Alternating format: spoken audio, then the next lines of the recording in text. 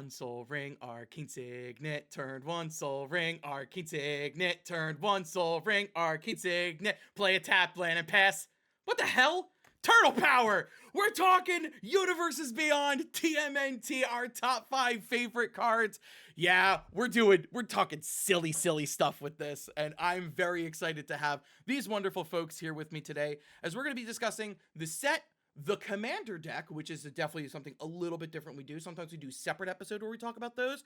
You're getting that deck in this episode because it's only one, which I think is a very interesting thing to talk about for this. But we're doing our usuals. You're going to hear for our 5 favorite cards from the set. We're going to be talking mechanics. We're going to be talking those things. And we brought on a very special guest. I think somebody has not been featured on the channel at all yet. It's ThatTCGGuy. That's me. Hello. Go ahead and shout yourself out. Oh, all right, cool. I wasn't sure if there was going to be more after that. Yeah, hey, what's up? My name's Corey, also known as ThatTCGGuy. I stream Commander on Twitch twice a week on Mondays and Fridays. I also am known for doing a series of 90-second deck techs, which I have not done since, golly, MagicCon Atlanta. I haven't done any of those. I should probably get on that. But then also I started doing a series where I am your supportive MTG friend who listens to you talk about having bad games or going through stuff during games. Taken directly from my boy Steve from Blue's Clues. Yeah. That's where that like inspiration for those came from. So, but yeah, thank you for having me. This is very exciting. I am a big Ninja Turtles fan. My next tattoo is going to be a Ninja Turtles tattoo. Yeah, I'm psyched to be here and talk about some Ninja Turtles. I'm very excited to have you on. It was very thankful. I was on your stream not too long ago. Yep. Well, actually about 2 months ago at this point. And you had mentioned your love of TMNT, and I was like, I'm looking for a guest. That's as good an opening as any.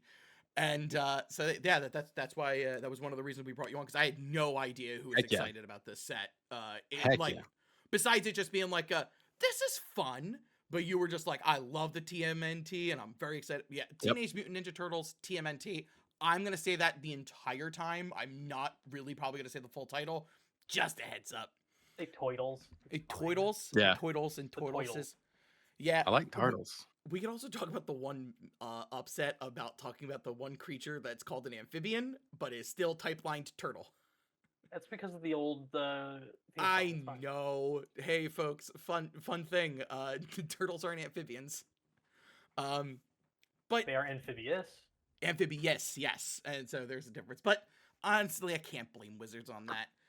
So we're actually going to talk about, like we do with every Universes Beyond set, which is like the impact that the set has on like the wider audience, and like Corey started to talk about, where he loves TMNT, and they. Teenage Mutant Ninja Turtles, it's been around a really long time. People are surprised at how long it's actually been around. And it was funny because I was watching, my mother watches Antique Roadshow, and they just recently had the guy who does the sketches. His father, or like a friend of his, owned a pizza place, and he brought in a first ever sketch of Michelangelo that was on the back of a pizza placemat. And the person appraised it and was just like, yeah, that's worth easily like $200,000. And I'm just like, wow. Yeah. But it's like, man, I didn't really grow up with them. My whole thing was Voltron. I won't lie. But I do know what kind of impact this has had on it. And I've still enjoyed the set. So the big thing I want to say is, what impact did it have for each of you? And what turtle did you relate to the most, if only a single turtle? Corey, I'm going to pass that to you first. Yeah. So like what does the Turtles mean to me in general, or like the set? Yeah. Both, actually. So I'm going to nip the bud here first. So I'm a big fan of Teenage Mutant Ninja Turtles. I don't know all of the different like IPs, not IPs for it, but like I didn't dive too deep into the comics. For me, I guess my love of it, one of my first memories, let me back up a little bit. One of my first memories of being a human was, I think it was my like 5th or 6th birthday, and my dad showed up to my birthday party dressed up as Donatello. Like in like one of those, like not the rubber suits, but like a typical, birthday party suit. Like it was like the big foam head and the costume and everything. And that to me was like blew. Am I allowed to swear? Can I swear or Yes. should I not swear? We all get we swear here. one It blew F-bomb. my fucking mind that Donatello showed up to my birthday party. Clearly, I'm holding on to this as a 37-year-old male. But it's one of my earliest memories and like the most excited I remember ever being. And then that obviously came from my love from the TV show, the cartoon, from when I was a kid. And then, my dad obviously knowing all that showed up. So for me, it's a core part of my childhood growing up is watching the show. And then another memory from my dad was a cool dude, or is a cool dude. He's not dead. He's still around. I wanted a Ninja Turtles video game really bad when Sega Genesis was out. And I didn't have a Nintendo, so I didn't get Turtles in Time or anything like that. But my buddy had it at his house. So I'd go to his house and I played Turtles in Time all the time. And we had a Sega Genesis and I wanted a Turtles game so bad. And my dad was like, hey, you should write a letter to Sega and say, hey, you should really make a Ninja Turtles game. I think it'd be really fun. Knowing full well that there was the Ninja Turtles beat 'em up for Sega Genesis out at the time. So I like wrote a letter and I was like, dear Sega, I like turtles. They're the best. And then I like sent it out. We like mailed it to like Sega Incorporated, like not a real address or anything. And then like 2 days later, my dad was like, oh, hey, there's a letter in the mail for you. You should check it out. And it was a package with a letter from Sega, which was really him like writing, hey, thanks. This was a really good idea. Here's one of the first prototypes. You should check it out and let us know what you think. And like what the game was in that package. So again, like young me thinking like, I have the inside scoop. This is great.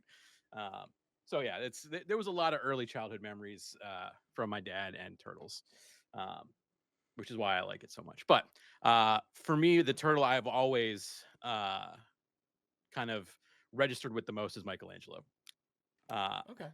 Because I love pizza, and then as I got older, I realized that he was probably just high all the time.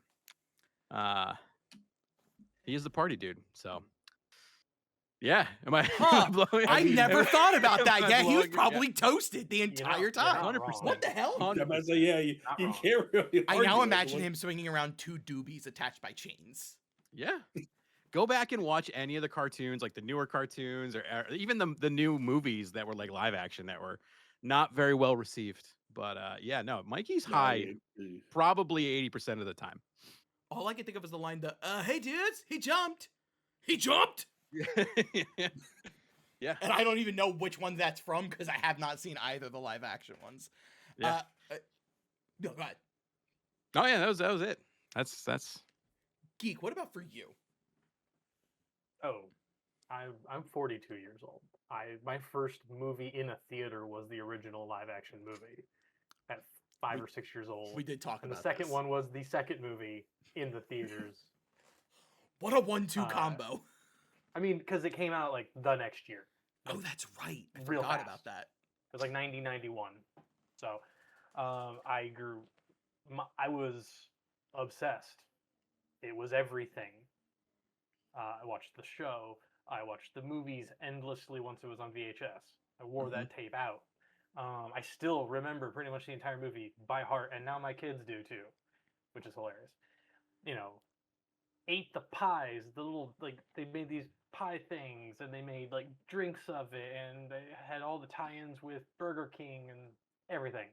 Everything. I forgot. Dude, they the had ice cream bars. You remember those from like Oh ice my cream God, trucks? yeah, like the shape. You'd always wish you got your turtle out of it. Yep. And Yep. the eyes were never in the same spot. No, never right. Ever. And then Corey talks about, Donatello coming to a birthday party. I went to a Martin supermarket and met Raphael in the big foam everything that my mom took me to, and it was.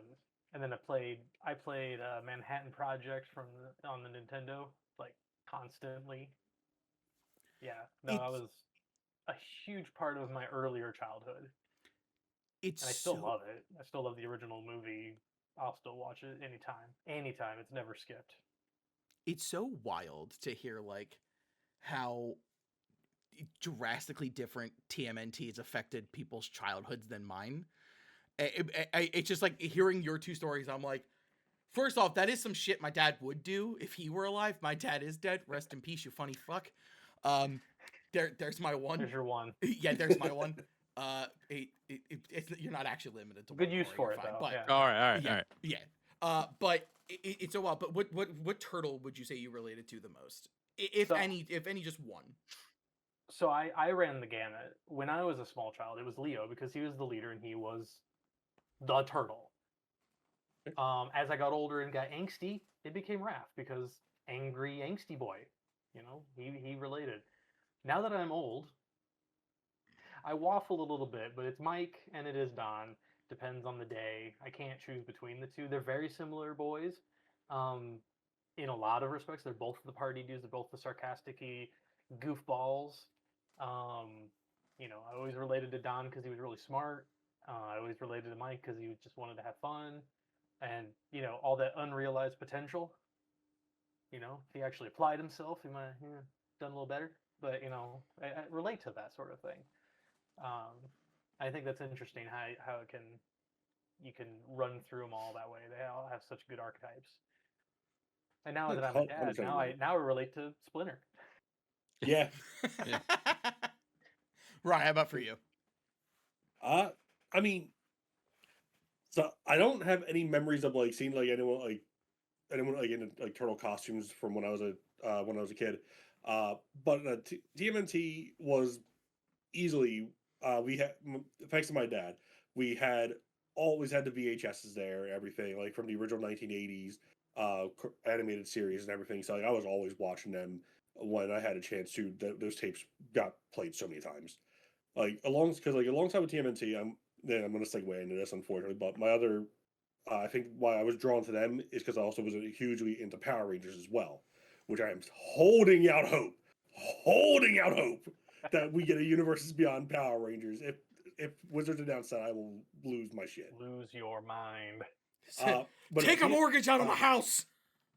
TMNT, definitely for me, still like it was just something. It was always cool to watch as a kid. Like even with the comedic side of the original 1980s run of the animated, my absolute favorite season of TMNT has to be from the early 2000s.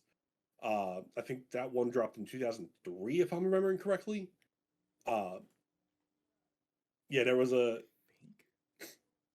want to say 2003, but I could be off. I know it's early 2000s. But yeah, like it was always cool, just fun to watch. And the stories were always funny. Like good, like the villains were great. Uh, and I think I'm blanking on the actor's name, and I hate it because from the 1980s series, the actor who played James Avery, who played the Shredder, Yeah, Uncle Phil. Oh yeah. Uncle Phil, man, he sold that show boy. for me. I loved it. Like because I love him on Fresh Prince, but even as Shredder, he did a phenomenal job. Like, going and then for turtle I most relate to this day, I still think it is this. Like, even though Raph is my favorite turtle, I mostly relate to Leo. Just because I do have like a strong moral code. I try to keep myself to not to a higher standard, but like I want people to know like I'm not gonna be like if you need help or anything, I'm there. I will help you. I will not turn my back on someone just because like they're different or anything like that. So I do kind of still relate with Leo on that. I do also slightly kind of like relate with Donnie as well now, because getting into with the like you said, the creativeness and everything, especially with now with Magic and just even D&D and everything. It's just like it's to branch out. So Donnie would be all over D&D. oh, absolutely. That They all probably would be. yeah, segueing into me, TMNT never had too much influence on my life. Like I said, I kind of the one thing I always will understand though is the camaraderie of three very good friends that you would always consider your brothers or your siblings Mhm. in that case.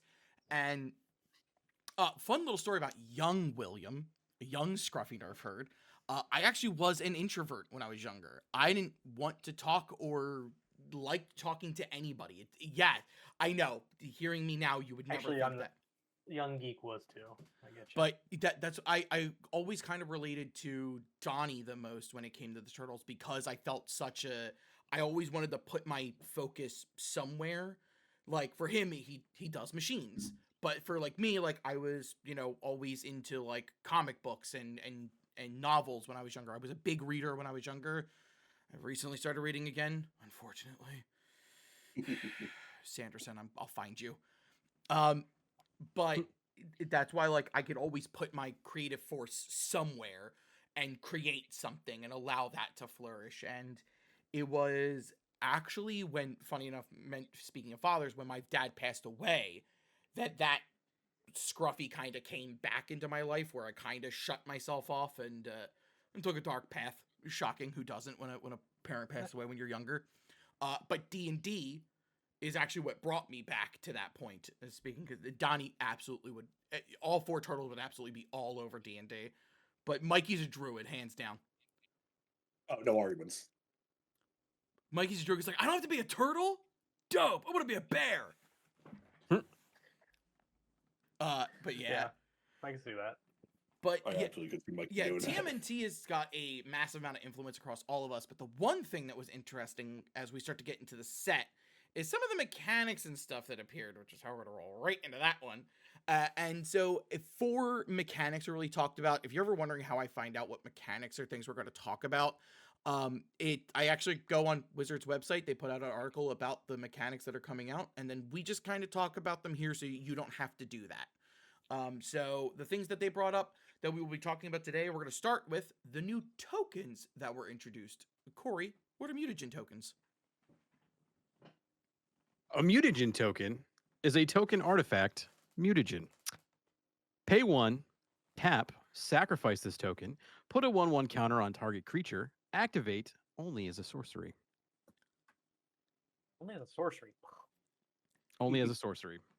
But any target creature, huh? On target creature, you could do it to yours, or hey, if you're feeling generous, a gift for a friend. Politics. Yeah, that's actually true. Politics is a thing. Cool. Just throwing a canister of ooze on an enemy. We've got so many different artifact tokens all across the place. Like, quick spoiler, like we'll be talking about Marvel at some point. We got Vibranium coming out. It's, I don't know. Is there a token? I feel like there's a token that's similar to what mutagen does. Am I crazy? I don't. Think this is the first one. I don't think there's a token that puts 1/1 counters. Because like you got treasure for mana, you got food for life, you got clues for drawing cards, blood what? Blood draws you a card, right? But you lose a life. Exile. You discard a card. Discard and Oh, okay, yeah, yep. It's like pay 1, sack it, discard a card, draw a card, or something like that. I think it's all those lines. So I think this is the first one that deals with putting 1/1 counters on creatures. So we've got artifacts that generate we've got tokens that generate mana. We've got one that pumps creatures. So we also have enchantment tokens in the sense of rolls from Wilds of Eldraine. So we've run the gambit on tokens. That was a set that happened. It was so long ago. Please help me. I think mutagen tokens are fine. I think these being sorcery speed obviously limits them a little more than I'd like. But I get it. Yeah. I get it. I think it did. So I've played the Commander deck twice now, and mutagen tokens did work. In one of the games, at least. The first one, not so much, but the second one, mutagens played a big role in that game for me. Really? Oh yeah. With so the partner pairing, I didn't do the Turtles in a Half Shell Commander. I did Leo and I did no, not Donnie. Excuse me. I did Leo and I did Mikey for the commanders for that. Because again, I love Michelangelo. So the first game, I didn't really see mutagen tokens too much, but then the second game, I got Raph out semi-early because of some ramp. And Raph, when he enters, makes a mutagen token. And then there was a couple other cards I ended up just kind of drawing luckily into that produce mutagen tokens. And then every time you're making a mutagen token, Leo is triggering and he's putting counters on everything. And then you're cracking your mutagen tokens, putting more counters on things. And then there's some card, like one of my cards that I like from the deck that we put in here, we'll talk about later, I guess, really came in clutch. But yeah, like the mutagen tokens were just pumping creatures up like crazy, and it became too much for people to handle pretty quickly. So wild. Yeah. I don't necessarily know if I wanted to see +1/+1 counters get an artifact token that they could use. They didn't need it. I don't know why they're Here we giving are. this thing to them, but yeah, I think it's fine. It's a completely it's one of those tokens like it's not game breaking, it's not gold, it's not treasure. It's fine, and that's okay. I miss gold. I bet you do. I bet you do. Rye Geek, how do you two feel about mutagen tokens? Like, honestly, they're decent. Like they did restrict them pretty, I think, fairly. Like with only being able to do it on your turn activating as a sorcery. Like one distributing one counters that like of course like politics is definitely a huge thing that can play in that and everything. Because like it's like, oh hey, you like I know this player 2 is swinging at player 3. Oh, let me help player 3. I'll bump it like and pump up their creatures, saying, hey, I'll help you out here. Like I'll give you 1/1 counters so you mitigate some damage because say like players got trample for whatever reason. In that regard, so you definitely can politic and everything. How like it gets the table talking. I feel. That's fair. Same with free being all those. That's fair. I'm just gonna sneak my way into the next one. Ryan, what is sneak? I should be used to this by now. I should, but I'm not. It's been like 17 years, dude. You really should be at this point. Yeah, I know. But sneak is just it's another mechanic introduced brand new into the set here. It's functions similar to ninjutsu, but a little bit different. So if a card has sneak, Leonardo Big Brother is one I have for an example. Has a sneak cost of 1 white. So you may cast a spell for 1 white. If you also return an unblocked attacker you control to hand during the declares blocker step, he enters tapped and attacking. So it's similar to ninjutsu, but not as well because you have to. I'm actually thinking. My apology, I don't know ninjutsu well because I've never used the mechanic really. I think it's exactly the same, except sneak can be on something that's not a permanent as well. I think the other thing is I don't believe Apologies. ninjutsu is a casting cost.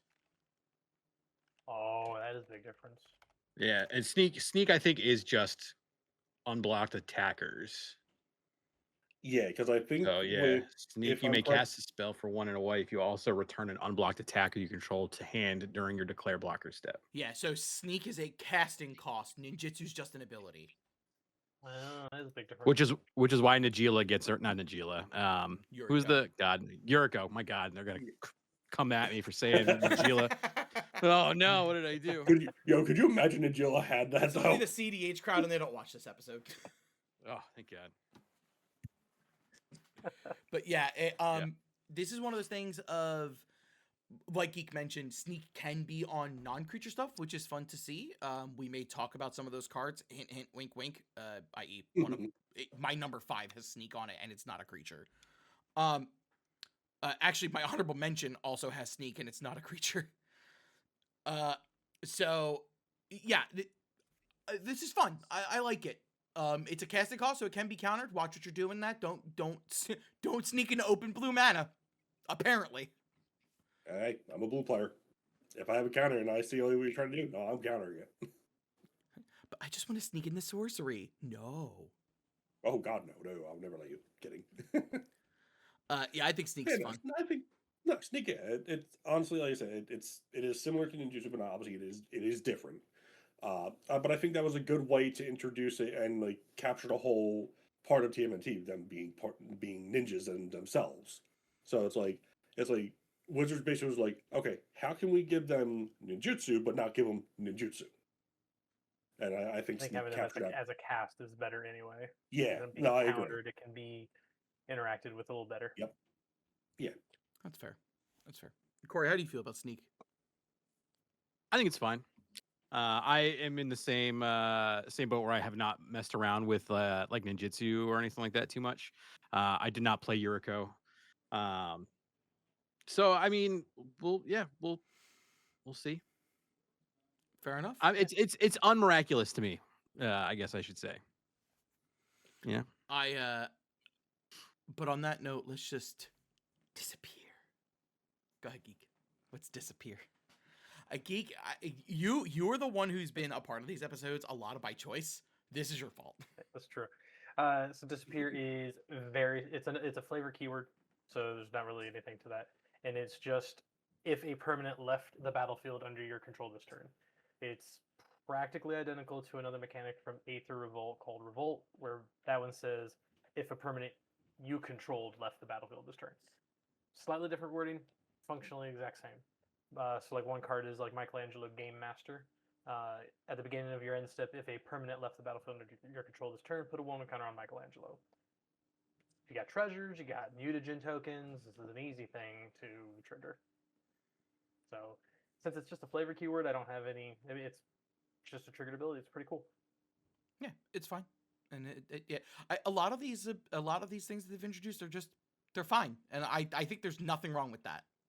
Yeah, there's nothing wrong with everything just being fine. Yeah. With that though, we'll talk about the last two things. The last two are returning. The surprised one's referred to as a mechanic, but it's listed as, like I said, as I found it. So that's alliance and classes. So the one I'm going to throw up on screen, I made sure nobody had this on their list. I'm going to double check before I say those words out loud. Nope, we're all good. Is Cool But Rude. So classes are an enchantment subtype that you pay mana, it comes in on a level 1, and you could pay mana level up to level 2, and then pay mana again to level it up to level 3. You can only do that as a sorcery, and each time you level it up, it will keep the ability it had in its previous levels, unless that's not something that matters. Like Wizard's class, for example, its level 2 is Divination, and then its level 3 is something completely different. But Cool But Rude, for example, cares about you doing things with discarding cards, and that will matter for each of the 3 levels that it has available to it. So that's what we got going on there. And then the other returning ability is Alliance, which is when a creature enters, do the thing. So it's landfall, but for creatures, and generally doesn't care about non-tokens. Creature fall. The one that I've got up on my screen for me is / Reptile Rampager. That when another creature enters under your control, / deals 2 damage to each opponent. It's pretty silly. That's a fun, strong card there. But yeah, those are the mechanics of TMNT. Nothing crazy. Lots of fun. Which I honestly, good job, Wizards. For once, I don't have a complaint about one of these mechanics.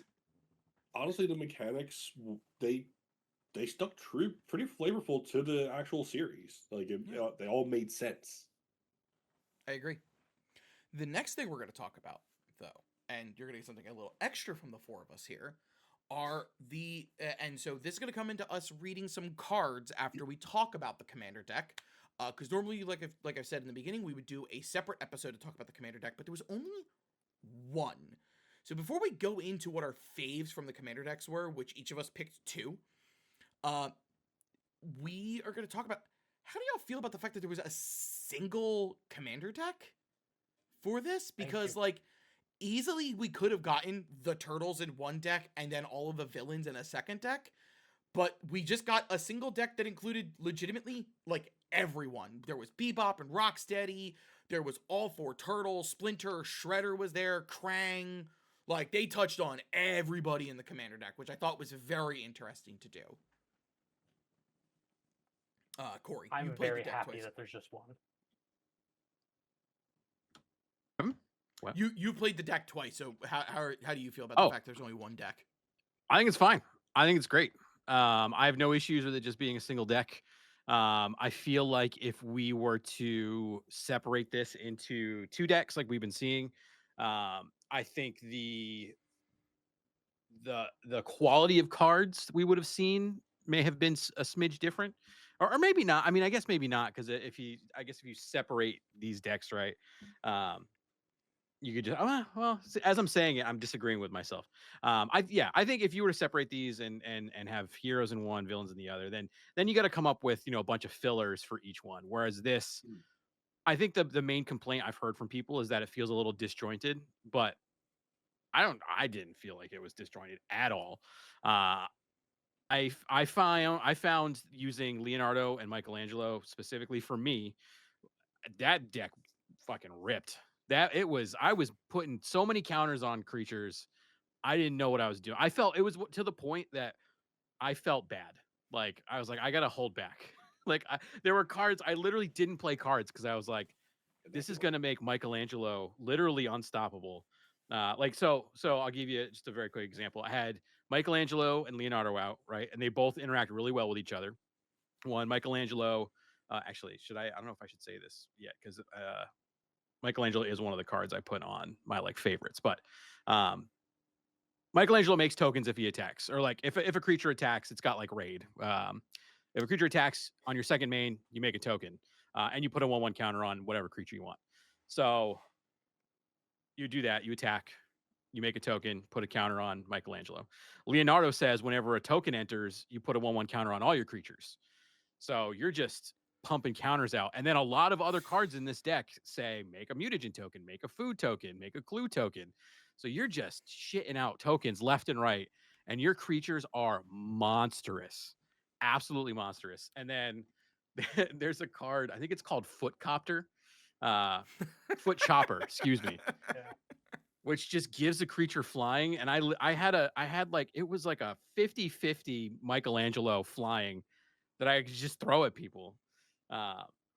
So I don't know. I don't think the deck is disjointed. I think as long as you have the right combination of commanders, I think you can really go nuts with it. Like Heroes in the Half Shell is a cool card.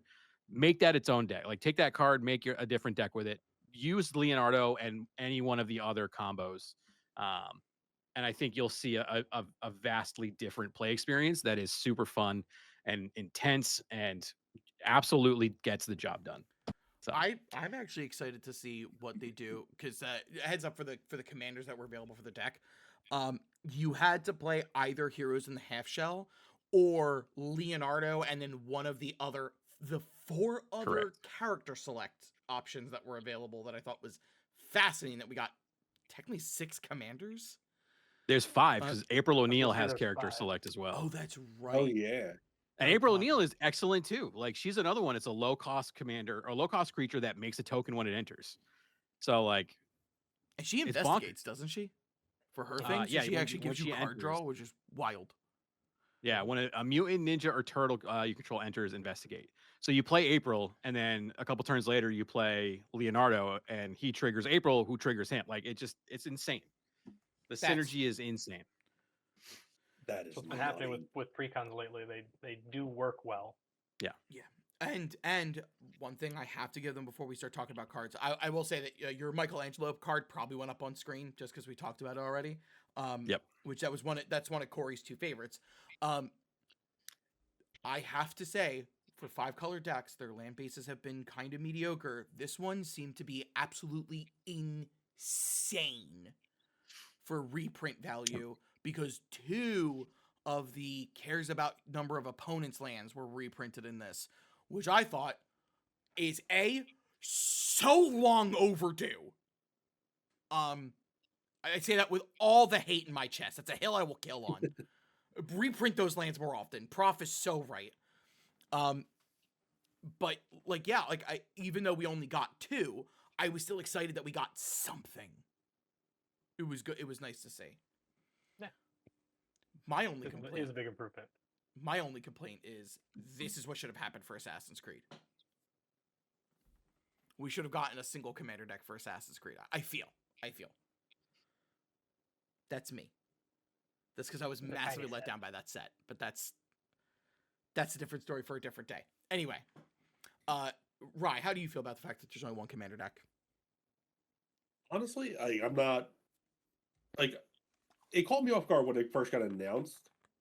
Like, because like when I believe they announced it at Magic Atlanta, they showed it, and then that's when they announced that it just had the one commander deck. The 3 of us were Geek, you and I were all sitting there, and we were like, wait, just I one? believe so. Yeah, I think it happened at Magic Atlanta. I think I was pretty excited that it was just one, if I recall. Like, No, yeah. Honestly, having just the one, and yeah, it being 5-color, like Corey said, just remove the. No, because Hero remember at Half-Shell. Atlanta they said there was an unannounced set, and then we found out a couple months later because a truck was seen at New York Comic Con. There was a truck. That's so. what it was. That's what it was. I was like, I knew it was a convention that got announced. I just couldn't remember which one. Oh yeah, because they had that pizza truck or something outside. Yes. Yep. Figured it out. Yep.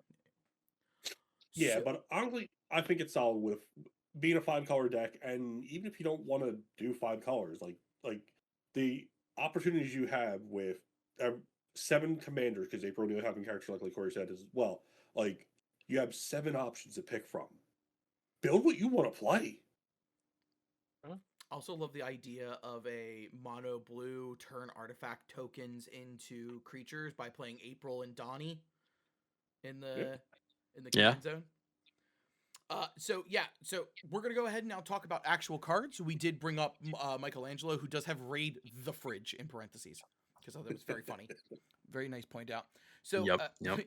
Ryan Geek, why don't you talk about the card you two, one of the 2 cards you two share? Yeah.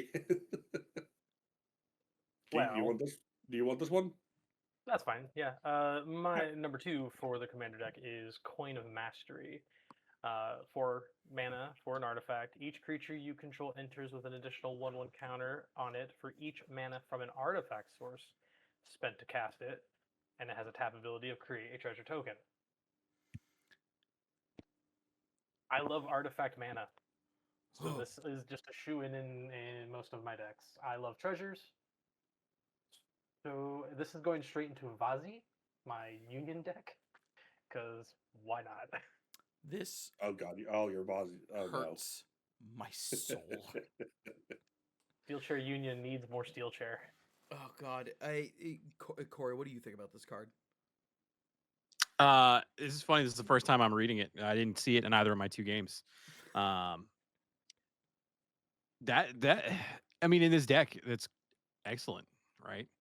I mean, I don't know how much artifact ramp there is. So there's Arcane Signet, Chromatic Lantern, Soul Ring.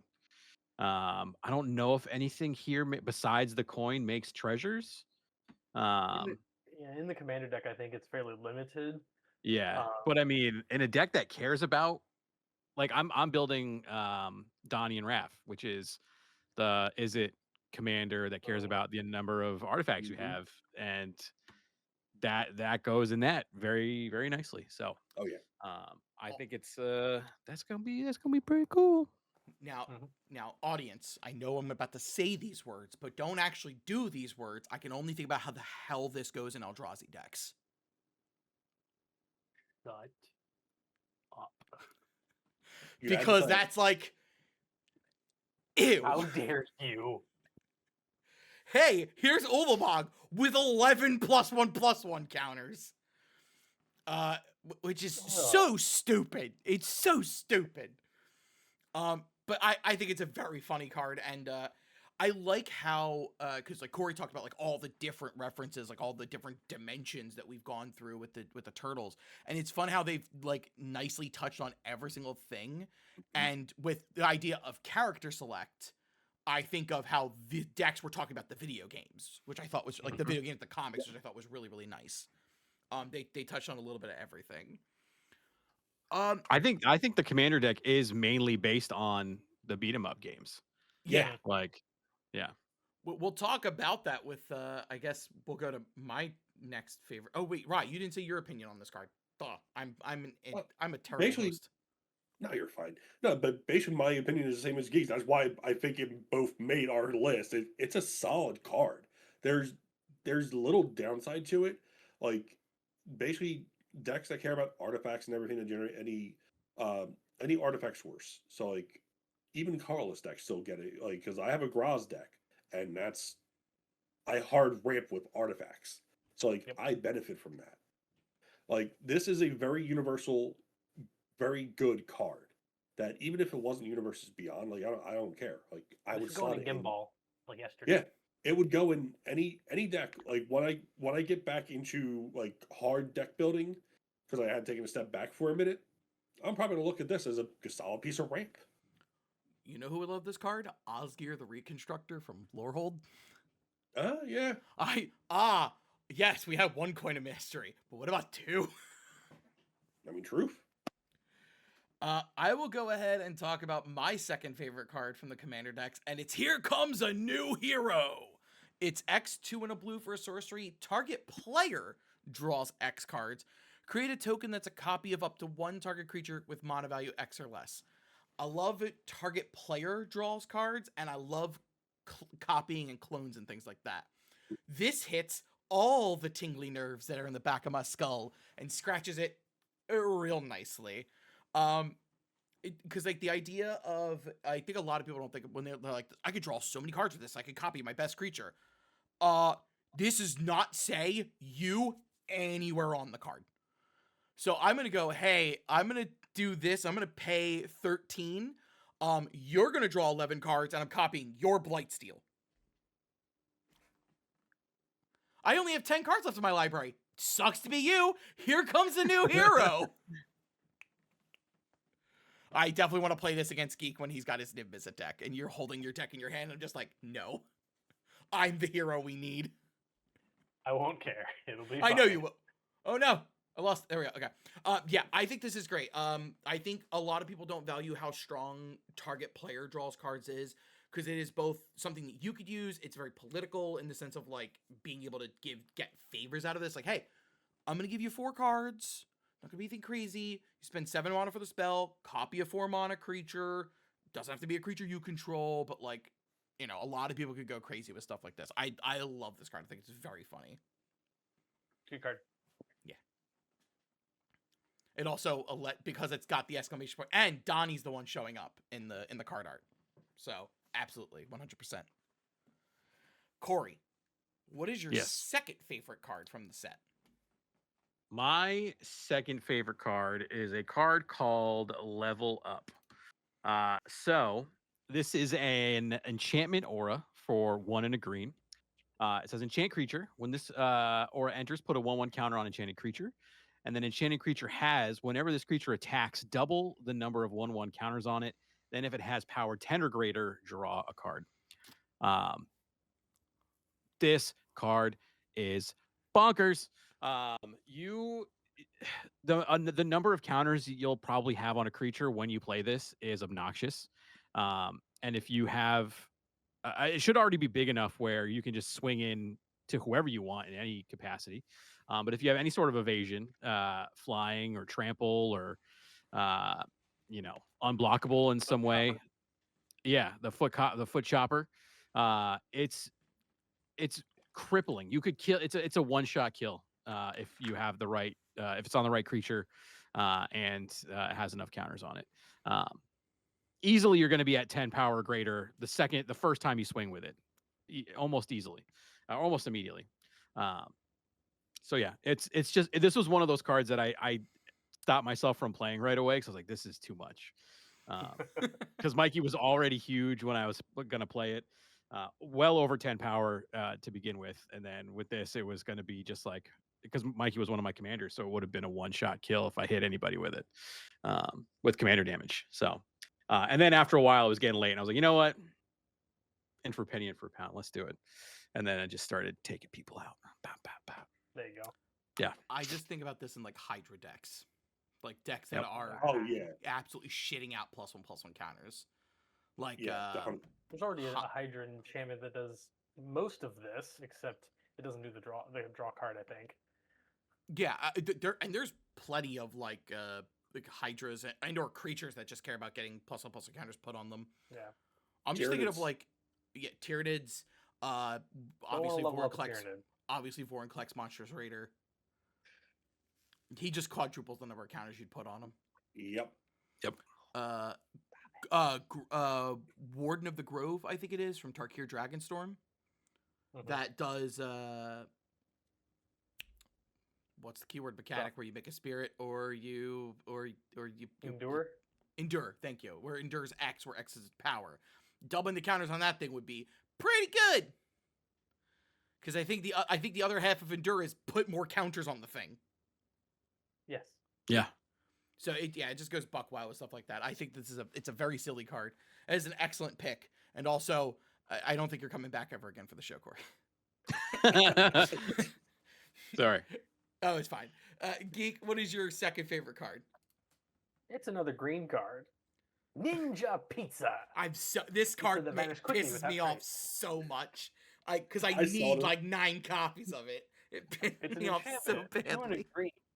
I kid you not, Geek and I were this close to both our favorite 2 cards from the commander deck being the same. Yeah. So it's an enchantment for 2 and a green, and it says foods you control are basically treasures. They have tap, sacrifice them, then you get a mana of any color. because food needed more fun. And then at the beginning of your second main phase, make a food, because food. And yeah, I have to have this. I have to, because I'm Guillaume building needs another it. Guillaume deck. Well, Yep. it's not going into the Strixhaven Guillaume. It's going into the other Guillaume deck. I need this for Merry and Pippin. Merry and Pippin would have had a great time with Ninja Pizza. Everyone. Oh, absolutely. Oh yeah, that is so. It's so You should silly cut it up how with the Turbo Kitsu. strong that card can. Wait, what? It's from the movie. Don't worry. Oh, okay. I You've didn't not hear seen you at live all. action movies, then you don't know. This is one of those cards where I'm like, yeah, you didn't need to put this on a card. Why the hell did you do this? I disagree. They should have put it on the card before this, but I'm fine with it now. I don't. Rye, what do you think of this card? Again, like I said earlier when Geek Metro, I'm like this close. I was this close to putting it all as my number one as well. Like it is a solid card, 3 mana, and gives you versatility with food tokens. Gives you access to more mana now thanks to it, and then it generates you a food token on at the beginning of your second main phase. Oh, so it's only on your turn, yes, but that's still good. That's 1 additional mana you did not have. Or one additional food. Yeah. Yep. It just when artifacts get multiple subtypes, that's when I'm like, okay, you're a problem. Corey, how do you feel about it? I love it. Food's being traded. There's so many decks that are going to want this, and it's going to be an issue. It's going to be a problem. But I think it's fun. I think it's a cool. I think it's flavor wise. I think it's a cool card.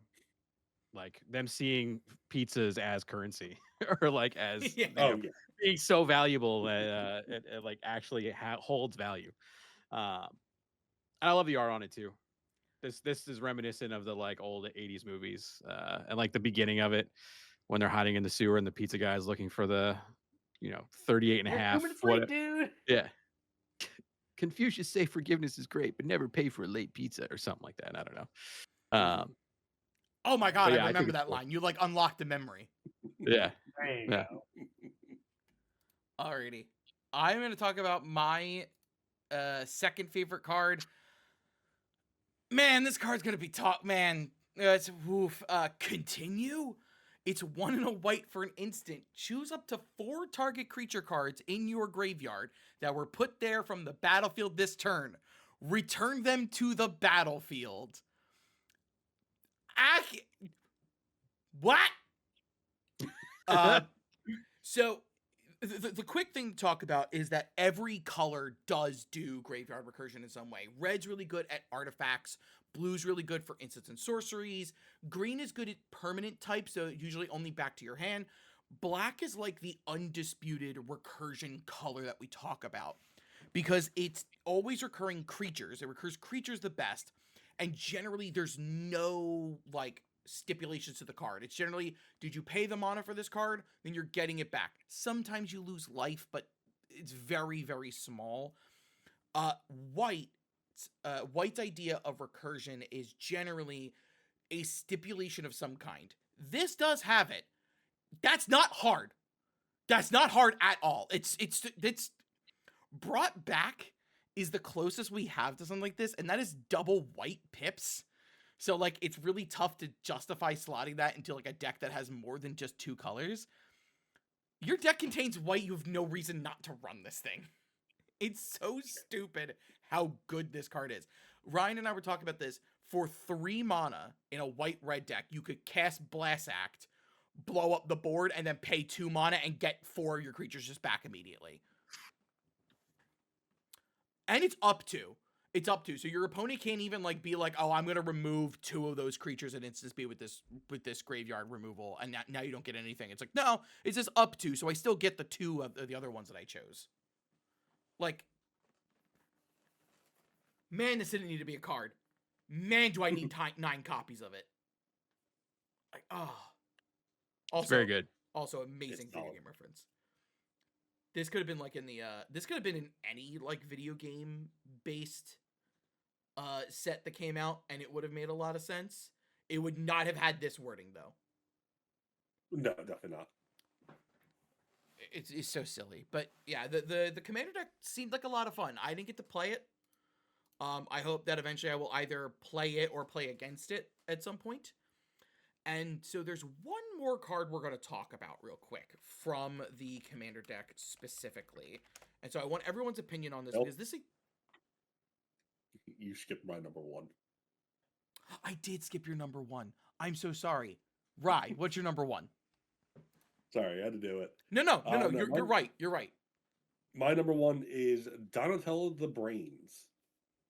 Two in a blue for a legendary creature, Mutant Ninja Turtle, and a 2/4. If one or more tokens would be created under your control, put those tokens plus a mutagen token are created instead. And like the other turtles in the deck, that has partner character select. Yeah. As a geek and Bill, you both know I have an Adrix and Nev deck. I love token doublers. Like I go nuts with it. I saw this and I'm like, I need him immediately. It is a solid card. Especially when you have like tokens, like if you have a good token generation going, like you said, also pairing it with April O'Neil, make a mono blue deck with them as partners. It's still solid. It's disgusting. Yeah, I always liked Donnie, so my stamp of approval. Yeah, like I said, like as I got like later, like with Donnie, like with the creativeness and everything, I just saw this and I'm like, yeah, this one speaks to me. Yes. Okay. Now there's one last card I want to talk about. And it's actually a land from the set, from the deck called Hidden Hideout.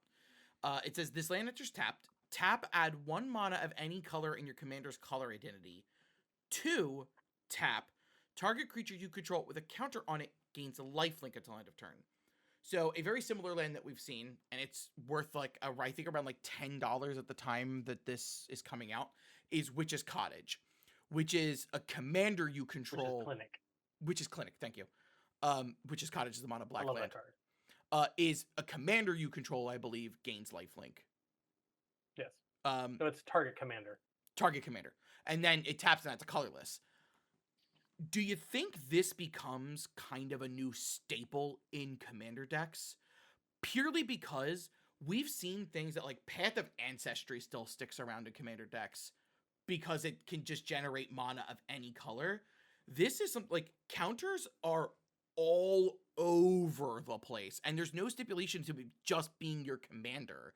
Like this is a very valuable card in like anywhere. Even some people are just like, hey, here, everybody can put a +++ counter for like Agitator Ant or Nils, Discipline Enforcer, or Discipline Enforcer. Like, who's just putting counters on things willy-nilly, where they're like, oh, this won't come back to bite me. And then you're like, hey, but here's this subway car that was hidden in the background you didn't see. And now I'm going to make this thing attach itself to the subway car, and I'm going to gain life for it. I just wanted to throw it out there as like it's like something somewhat thought-provoking.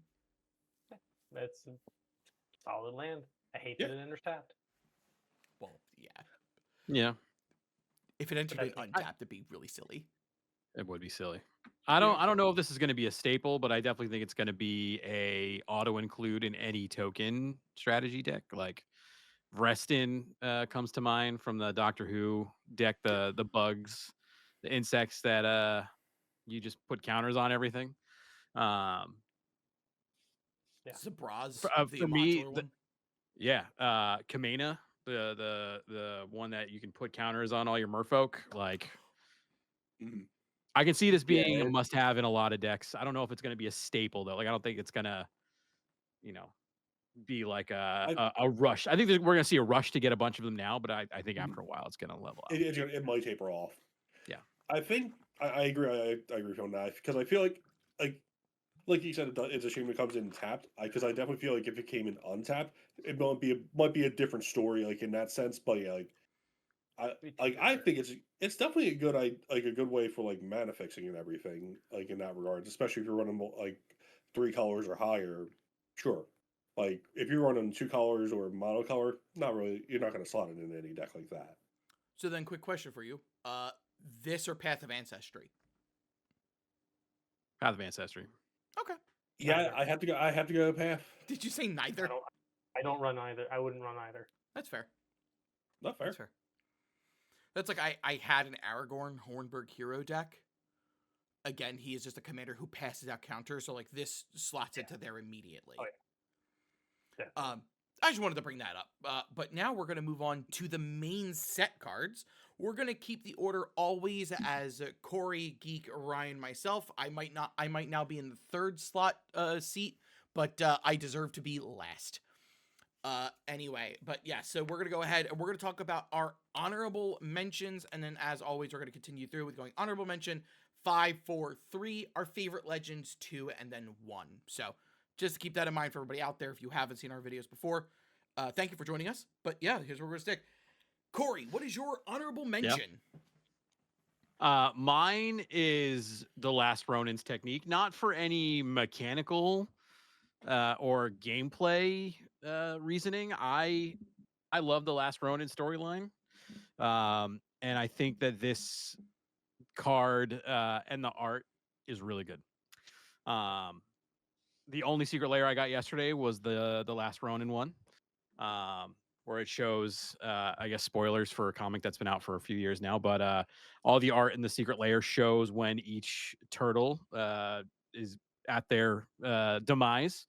So I think it's really cool, and I just love the art of the three brothers in the background, and you know, I don't know. I don't want to say who. I mean, I guess people could figure it out kind of based on art, but like, I guess spoilers if you don't want to know who the last Ronin is out of the turtles.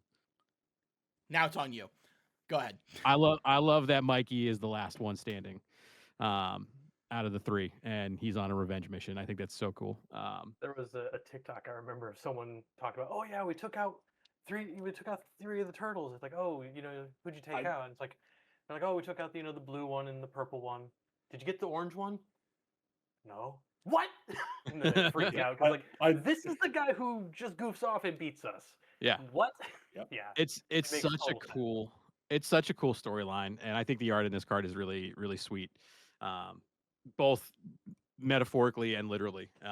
So yeah, that's again not for any sort of mechanical wise or reasoning or I think it's a busted card. I just think the art and the story on it is really cool. So I will be the first person to jump out and say that I loved the technique cycle. And if so many of them did not end up on people's lists, we probably would have talked about all of them. I take 90% of the blame for that one because my honorable mention, my 5, and my 4 are all technique cards. Just because I love this cycle a lot. I think it's very, very interesting and unique. I love when they do silly things with cards like this. I also think about this card, the Last Ronin technique, in like a Kaikar deck. Because I think you can sneak this out. I think its sneak cost is 1. Yeah, 1 and a white. Yeah, its sneak cost is 1 and a white. So for 2 mana and bouncing a single spirit back to your hand, you get 4 spirits. Yep. Which I think is very funny. And Kaikar's just like, turtle spirits. Come, I welcome all. Ka. Yeah, that's just fun though. I think it's a fun spell. Is it an instant or a sorcery? It is an instant. It is an instant, which is very much a 4 mana, 3 blockers, instant speed. I wasn't as defenseless as you thought I was. That's a very white card. Yep. It is. It's an incredibly white card. Geek, your honorable mention. So a lot of times my honorable mentions are usually because of art, and this one's no exception. It's Lessons from Life. 2 and green and blue for sorcery. Draw 3 cards. You may put a land card from your hand onto the battlefield tapped. The reason I chose it is it's all 6 turtles playing Magic. Tip of the hat to you, sir. Good play. Good play. Yeah, it's just nice. It's a solid Simic card. But it's just a nice moment, and I just thought I like the artwork. It's kind of fun. And then I found out there were 2 extra turtles because I don't follow a lot of the newer stuff. I grew up with the old stuff, and I didn't really, like Corey said, didn't really follow the comics that much because the comics when I was a kid, were a little more advanced in terms of tone. They were a little more violent, so they weren't exactly something I picked up when I was a kid. Rye, how do you? Because you're a Quandrix player, so how do you feel about this card? Honestly, it's a good card, and I did love like the little nod to like them playing Magic on the card. I was like, you know what? I'll give Wizard I give Wizard shit for a bunch of stuff. That one I'm like, that was clever. Good call. Just cute. Speaking of which, Rye. Oh, sorry. Go ahead. I'm trying to like zoom in on the art to see what cards they're playing. I just see a forest. That's it. I can't really Yeah. tell what else they got in here. Like, Oh, you know what? Quick thing before we go to Ryan's honorable mention. How do y'all feel about the fact that the full art basics were pizza toppings? fucking love it. Oh, love it. It was Mainline that into my veins. Oh my god! Some of my favorite lands of the last couple of years have been the Spider-Man Weblands, and then Really? these. I love the Weblands. Oh, I love honestly. I love I all like the the rooftop ones a little bit better Yeah. myself. But yeah. And all the Spider-Man, all the lands from the Spider-Man and the Teenage Mutant Ninja Turtles set, I think are some of the best land art we've gotten. But I'm also I'm a big Spider-Man and Ninja Turtles fan, so I'm very biased. But the pizza lands I think are great. The web lands are great. My favorite plane is New York City. There you go. We're gonna be visiting the Great Plain of New York for the third time this year.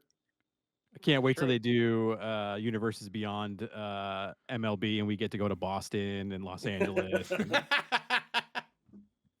Universes Beyond Hell's Kitchen. Universes Beyond Boston. Hey, we're at Harvard. Let's go. I need the Dunkin' Donuts land card. God.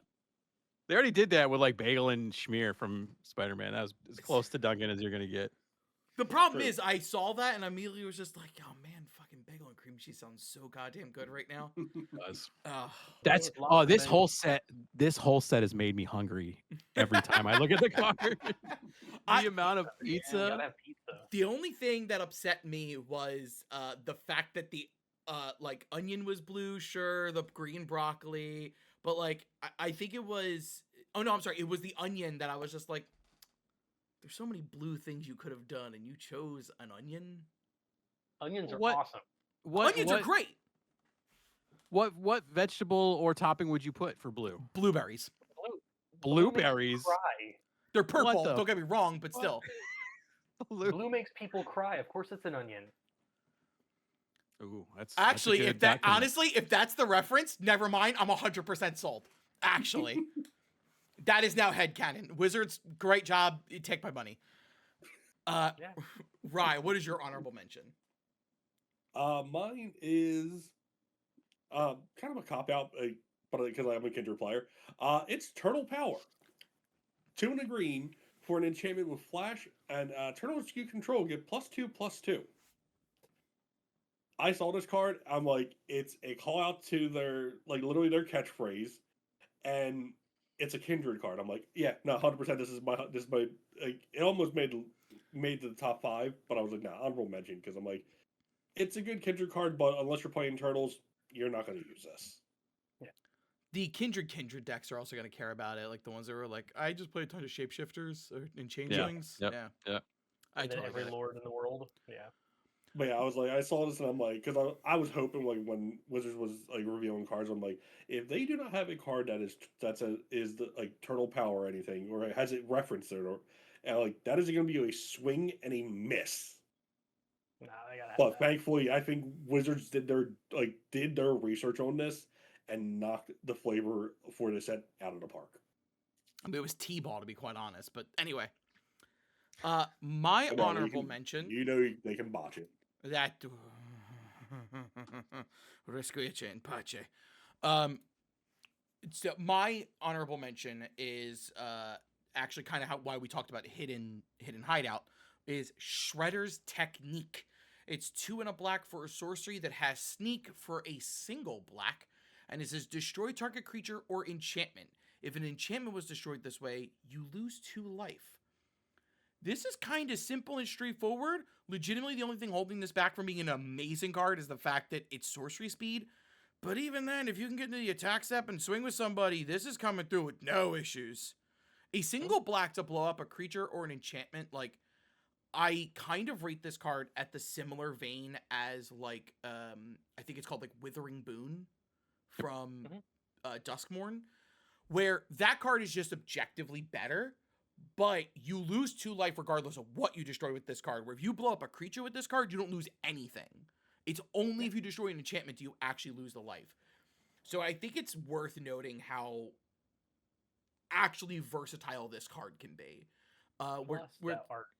The art is great. The thing Corey was bringing up with like making sure you have evasion.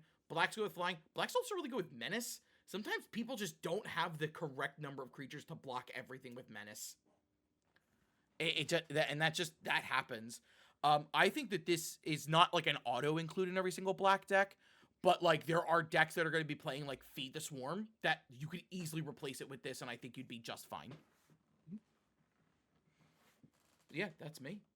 So let's go ahead and we're into our actual list now. Corey, what is your number 5? My number 5 is Triceraton Commander. Now, all of my picks are in the eyes of a Commander player because I don't play Limited, I don't play Standard, I don't play Modern, I don't play any of those things because I'm bad at them. And I'm not that I'm good at Commander, I'm also bad at that, but that's all I play.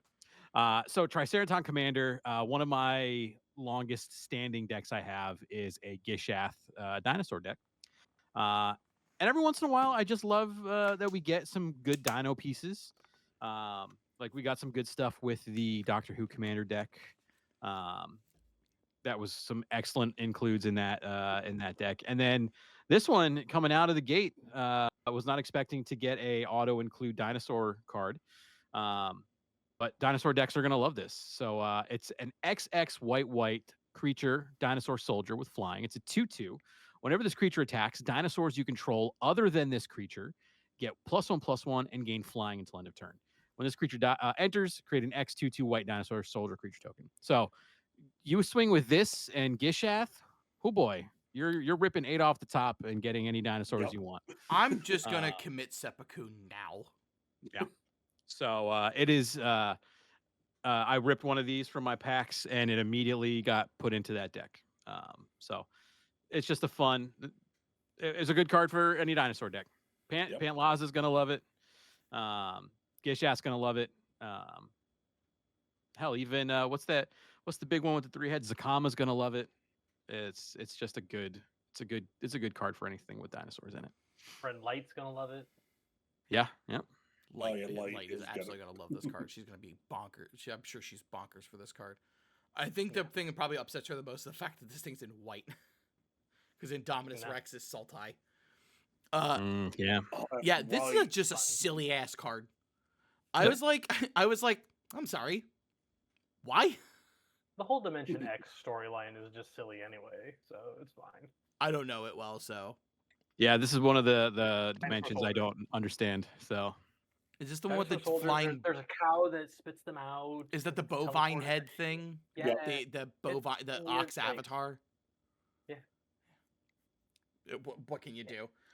This is a silly ass card. I do agree that like dinosaur decks are gonna want this full bore, like full stop. Mm-hmm. They're just like, ooh, yay. That card pisses me off. Geek, what is your number 5? Has there been a card yet that hasn't pissed you off? Yeah, my cards. I'm like, my cards are great. Yeah, the ones I like. My number 5 is Donatello Gadget Master, 2 and a blue for Mutant Ninja Turtle, 3/2 with Sneak 1 in blue. Whenever Donatello deals combat damage to a player, create a token that's a copy of target artifact you control. I love artifact decks. I love copying my artifacts to make them even better, and this really is nice in Gimbal, who cares about. There is a lot of feet in this set, actually. A lot of feet. Donatello, right there. Gripper's right there in the front. Because it's the Machine Master. I think he's hanging upside down, right?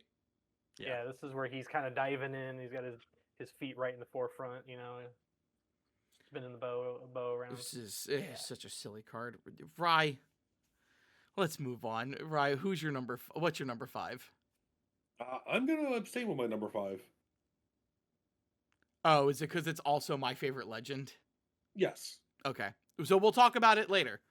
So then I guess we'll go to my number 5. My number 5 is Raphael's Technique.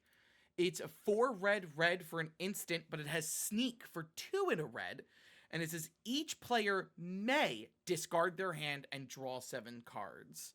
The flavor text just says change of plans. I love it. I love wheels because I love the idea of the if this hand isn't working, maybe the next hand will. I do appreciate that a lot of the the more recent wheels are maze for most people. Yes, that's another thing. Yeah. Yeah, you do also have to take something into consideration. So you can sneak with a token, but the token will cease to exist regardless.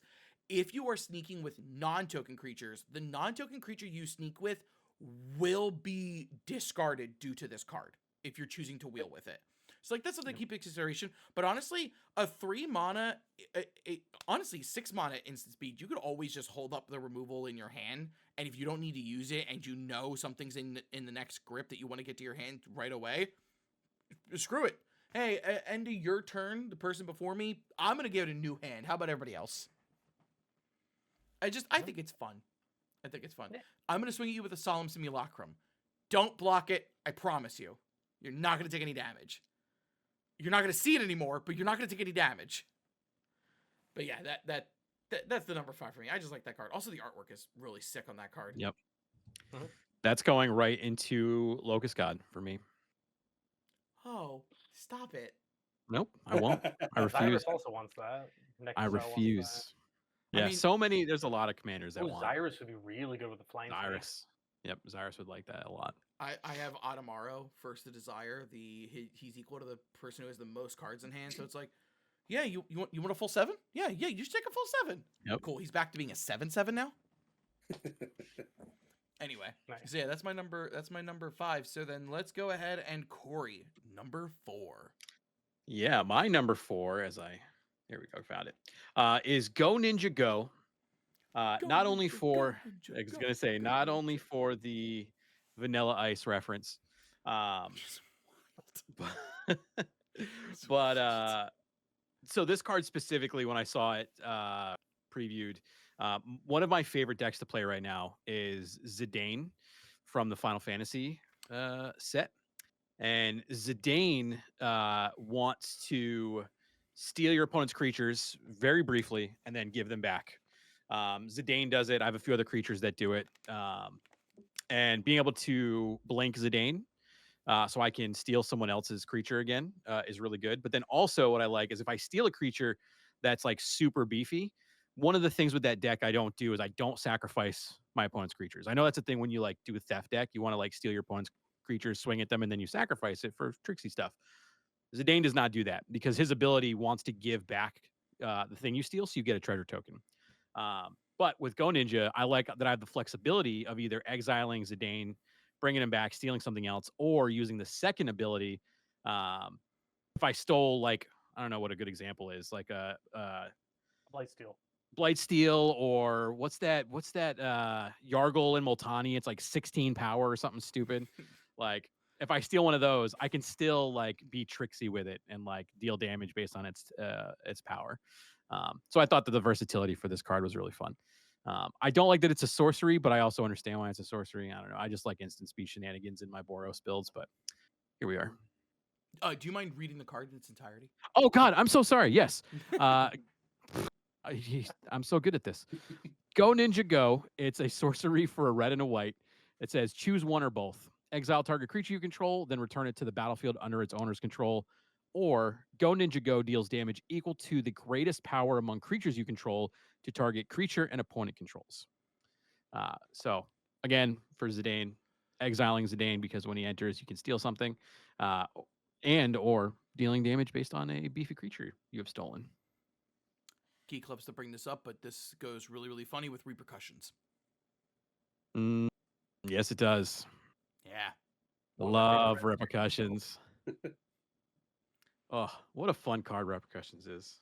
Also, it's really, really fun in my Niv Mizzet Visionary deck. It went crazy in I had a Borbrigmos and Fibblethip deck.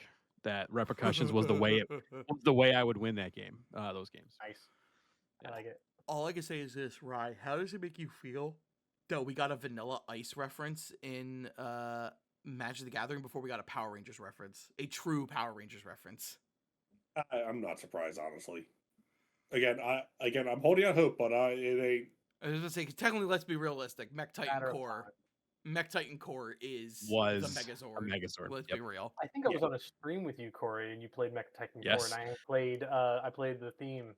Yes, on yes, my that is a thing. All my vehicle decks that I've built, the whole way I want to play those decks is to make Mech Titan Core. See, it's Yeah. funny you mentioned that. I have proxies, Yep, so do Hey, I. hey, So do hey. I. and the backs on the other side are the pilots, and they're the Rangers. Nice. As they should. Let's be realistic. Yeah. When the Power Ranger set comes out, it'll just be me and Ryan for the video as he's screaming how excited he is. If they do a Power Ranger set, I want to be back for that one. Okay. Oh, I might absolutely. I might have to Absolutely. have like 5 or 6 people in for that one for each of the I want to be Rangers. back for that one. My tattoos are a roadmap of Universes Beyond's for the most part. So before Universes Beyond was a thing, my idea was to get nostalgia tattoos, right? For Mhm. everything I loved as a kid. So Spider-Man, Ninja Turtles, Power Rangers, Final Fantasy.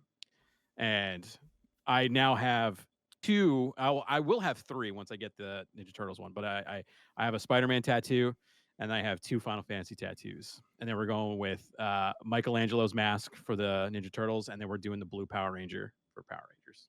Let's Nice. go, Uh, Billy. Respect on So that. anyway, I like Yeah, Universes Beyond. yeah,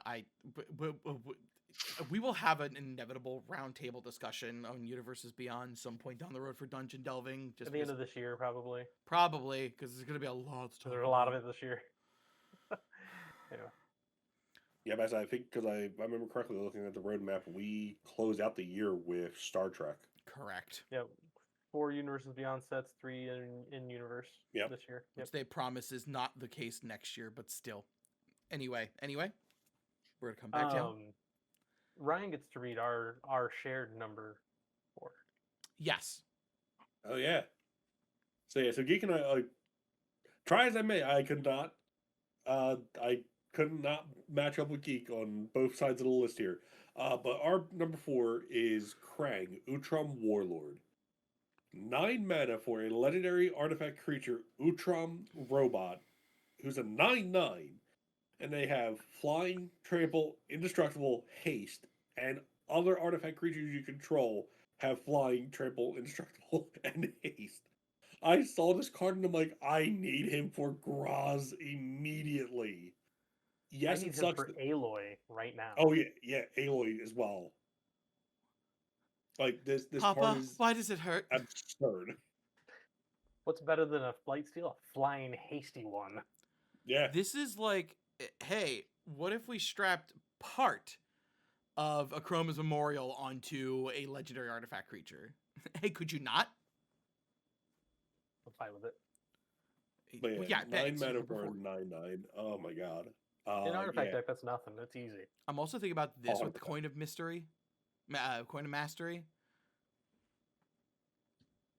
I mean, yeah. Hey, here's this Well, yeah. I'm never 15, gonna pay the 15. 9. I'm never gonna pay the 9 mana for this. I'm just gonna use Master Transmuter Oh yeah. or Goblin Welder. Cheat that bad boy out. Ugh. Oh. I like seeing all these cards, and I'm like, did I open any of these in my boxes? Because I sure hope I did. These are crazy cards. I guess yeah. that brings it to my number 4, huh? It does. Yeah, but I say for Krang, there's not really much to talk about. Like, it's a solid mean, card. It's beat a down. yeah. It is a card that goes like, if I resolve this card, it's gonna start to hurt. I wasn't lying when I said that my cards were techniques. My number 4 is, and I had to look up a YouTube video to make sure I'm pronouncing this character's name correctly. This is Karai's technique. It's 1 white and a black for a sorcery, or it has sneak for white and a black. And it says choose one or both. Target creature gets +3/+3 until end of turn, or target creature gets -3/-3 until end of turn. I love the idea of I was a really, really big fan of Silver Quill, Silver Quill of White and Black. Love my Orzhov White and Black, but Silver Quill White and Black, I want more. I'm so excited we're going to Strixhaven. That set's gonna be a lot of fun to talk about. Same. But this is a very Silver Quill White Black card, where this one is like this could be political, where like hey, I just want to make sure my creature doesn't die, but I'm killing that person's creature over there. Why? What did I do? You know what you did. I'm not even gonna kill your creature. I'm gonna kill that person's creature. I also think Sneak's a great way to reset like ETBs and stuff, because like I am a very big proprietor of Solemn Simulacrum. Love my boy. I love my boy to death. Karai's technique can reset him. Swing him. Person doesn't block him because they don't want to give me the card draw. Cool, you don't want to give me the card draw? I'm going to flop this back. I'm going to pump my creature now that was also attacking you. Now you take more damage. I'm also going to kill your creature there, or do it in the way that I pump my creature and minus your creature so that my creature lives and your creature dies. I like the versatility that this card offers. I'm not a fan of the alternate art, actually. I wanted to throw that out there. I like the alternate arts for some of them. This is one of the ones I was not a fan of. I like the original art better. That was all. We're moving along nice and quickly. Corey. Yep. What is your number 3?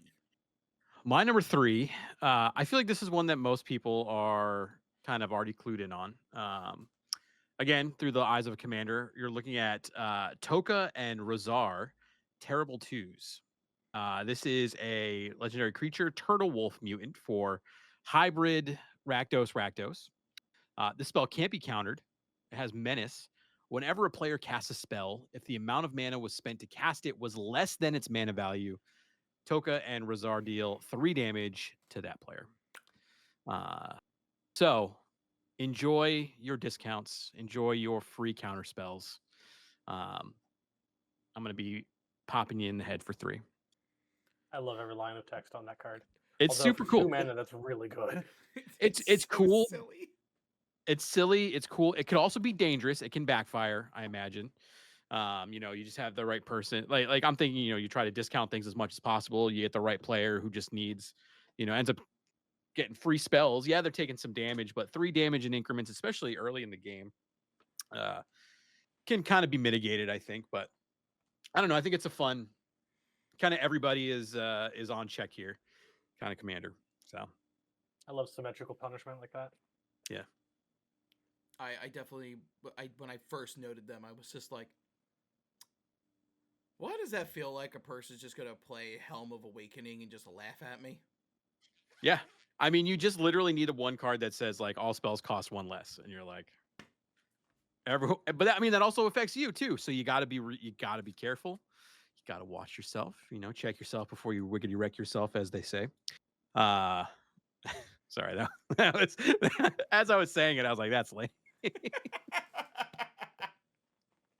But yeah, I think it's a fun design space that we haven't really seen too much of, and I just think it's cool. I think it's a fun card, and I'm really excited to try it out.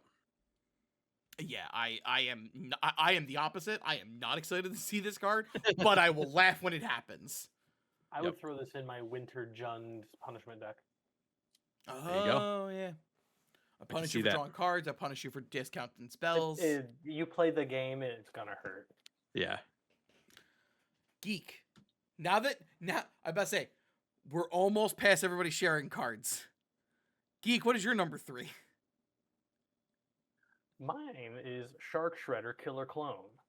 2 black for a legendary creature, Shark Octopus Ninja. There's a line of text. It's a 4/4 with Sneak 3 black. It has First Strike. Whenever Shark Shredder deals combat damage to a player, put up to 1 target creature card from that player's graveyard onto the battlefield under your control. It enters tapped and attacking. I love stealing your shit. I love stealing your shit out of your graveyard. And it hits you, which is awesome. Yeah, this card's silly. Just love this. This card is very silly. This card is silly. And there's an evil part of my heart that just goes, yes, let the fate flow through you. Yeah, Right. I can't hate that card in any way, shape, or form. There's a yeah. And I'm a big fan of stealing out of someone's graveyard because everybody can see it. It's not, stealing off the top of someone's library where you're supposed to look at it. Like, so we all play Spell Table. It's hard to do that when you're supposed to look at the top or like things like that, or exile off the top of someone's library. This just says, hey, this is public info. I'm still your best thing. It's gonna hit you in the face. Yeah, and you can even I love the idea of swinging as a person who has no creature cards in their graveyard, and just going, "Why are you swinging at me?" To send a message. You know I what like you that. did. It has first Exactly. strike, so it's gonna hit. It does the thing. It's perfect. Um, for anybody who would try to be sneaky with this, with doing like sneak spells, by the way, you would not be able to do this in the way that you want, which is let it deal first strike damage, then before normal strike damage is dealt, sneak it out and do something different. Sneak can only be done during the declared blockers step for an unblocked creature, which means you cannot be like, oh, okay, cool, I hit you. His ability's on the stack with his ability on the stack, sneak him back out. Not how that would work, but you could ninjutsu him out, which would be scary as hell. Yeah. But yeah. So anywho. Good card, Geek, but also Rye, Good card, but scary card. number 3. My number 3 is, surprise, surprise, another Donatello. Donatello, Mutant Mechanic. 3 and a blue for legendary creature Mutant Ninja Turtle. Power and toughness 3/5. It has tap, put 3 1/1 counters on target artifact you control. If it isn't a creature, it becomes a 0/0 robot creature in addition to its other types. You can only activate this as a sorcery. Whenever an artifact you control is put into a graveyard from the battlefield, if it had counters on it, put those counters on up to 1 target artifact or creature you control. I love that. Because it's like, oh, hey, I'm going to tap Donatello. I'm going to put 3 1/1 counters on this treasure. Oh, actually, I don't need that creature anymore to block. I'm going to tap, sack the creature, and I'm just move those counters onto another creature. Or not treasure, a clue. Sorry. I'll draw, get value. He's silly. He's silly as shit. I love him. Oh yeah, there are some untapped shenanigans you can get up to with him, and yeah, it's like Wizards printed all the Donatello cards, and I'm just like, I keep seeing, I'm like, Raph's my favorite, but Donnie's cards are just so good. I can't stop. A mono blue artifact deck, untapped shenanigans. That's unheard. Exactly. He Dramatic reversal, loves Isochron Scepter.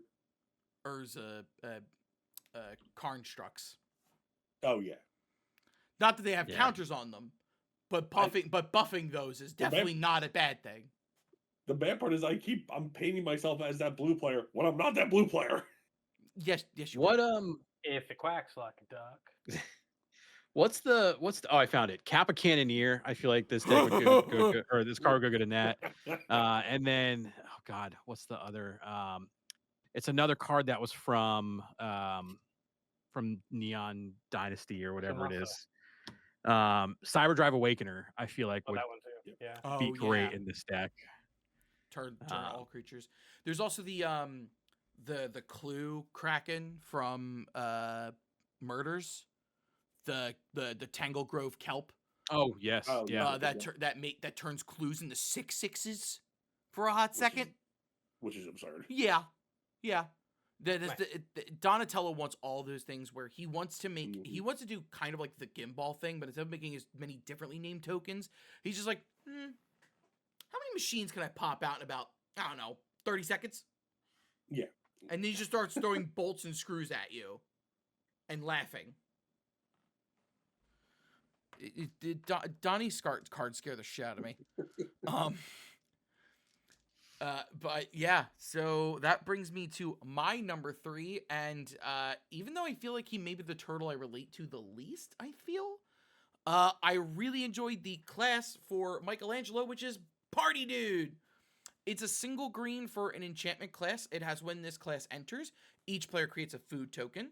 You can pay 1 in a green and level it up to level 2, and at level 2, it has whenever an artifact an opponent controls is put into a graveyard from the battlefield, draw a card.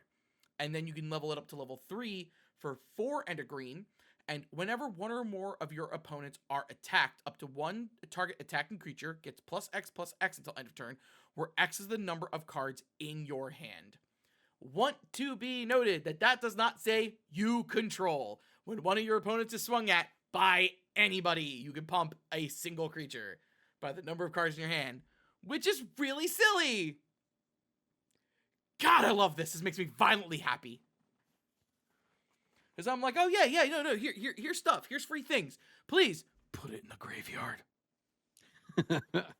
I feel like Frieza from Dragon Ball Z Abridged. Oh, no, don't mind me. I'm just absolutely livid.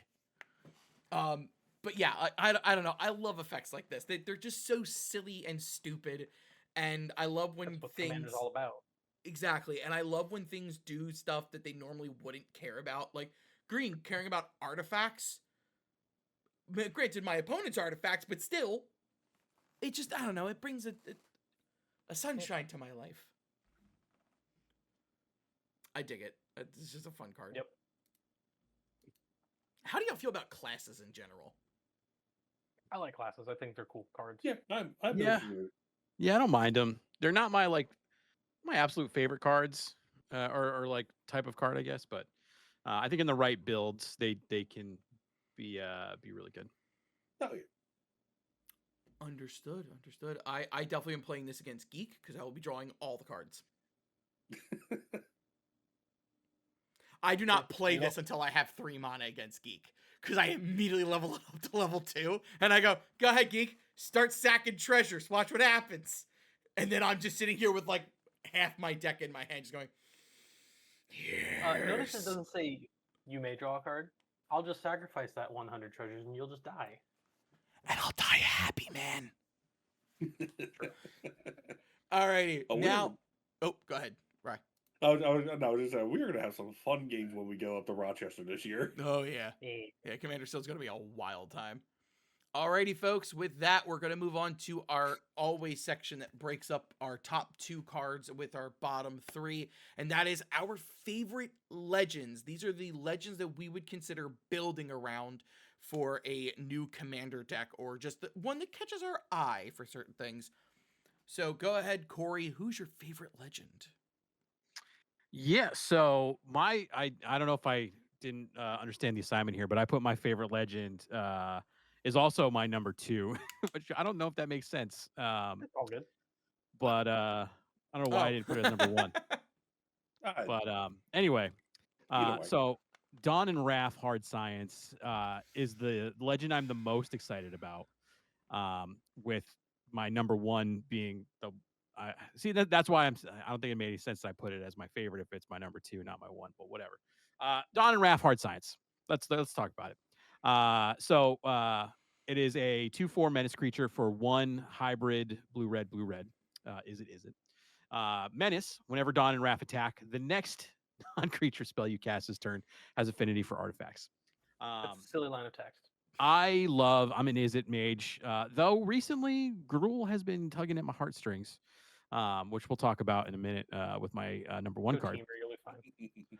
But so this deck, one of my favorite decks that I've built over the last 2 years was Breaches the Blastmaker, which is from Outlaws of Thunder Junction. And what it was a card that when it attacked, you could sacrifice an artifact, flip a coin, and then if you lose the flip, you deal damage based on the card on a card's CMC, or if you win the flip, you can cast it for free or something weird like that. I don't exactly remember what it does, but it was a spell slinger artifact deck, and that's what I want this to be. Like, I want to make a ton of tokens, whether it's treasures, clues, mutagen, food, whatever it is. I want to make a bunch of Mauser tokens, especially in this deck. That's like a thing, or in this set, Mausers are a big artifact thing. And then I want to cast big, goofy spells like Expropriate, Hit the Mother Load, any of those big mana spells that you normally are like, oh, I'll never cast those things. Like, I'm a cast them. It's gonna happen. Cast them so hard. I'm gonna cast them so good. Expropriate being it's funny when I see an Is It deck, right? And it's like you know, play a card for free without paying its mana cost or whatever, the first card I think about is Expropriate. And I know that makes me a monster, and I know people are gonna be like, "That's not fun." I love Expropriate. It is one of I have two artist proof cards. Expropriate is one of them, signed by Zach Stella, um, who was one of my favorite Magic artists. He did like the original Gishath. I think he even did. I don't know if he didn't do Breaches in Blastmaker, but I think he did a couple other cards in Outlaws. But I love Expropriate. I don't know why. I think it's a super fun card. I think it makes people really think. And I'm one of those players. I promise you, if I'm going to take extra turns, I'm not going to take forever. I know what I want to do. I'm going to do it really quick.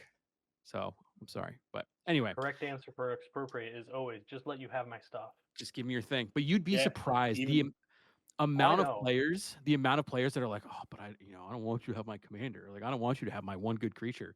And they just It's give the- you extra turns, and you're like, yes, give it to me now. Like, um, every time. it's amazing. There's always It's amazing. one. At So, least one. I know. Ryan So, is that one. yeah, I am possessive of my shit. take the extra turn. Yes. I have literally knocked a player out of games because they took my commander before. Yeah. I don't like it. Yeah.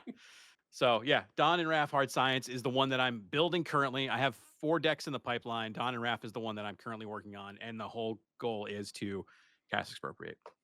And I don't know, figure the rest out from there. That's fair. That's fair. Yeah.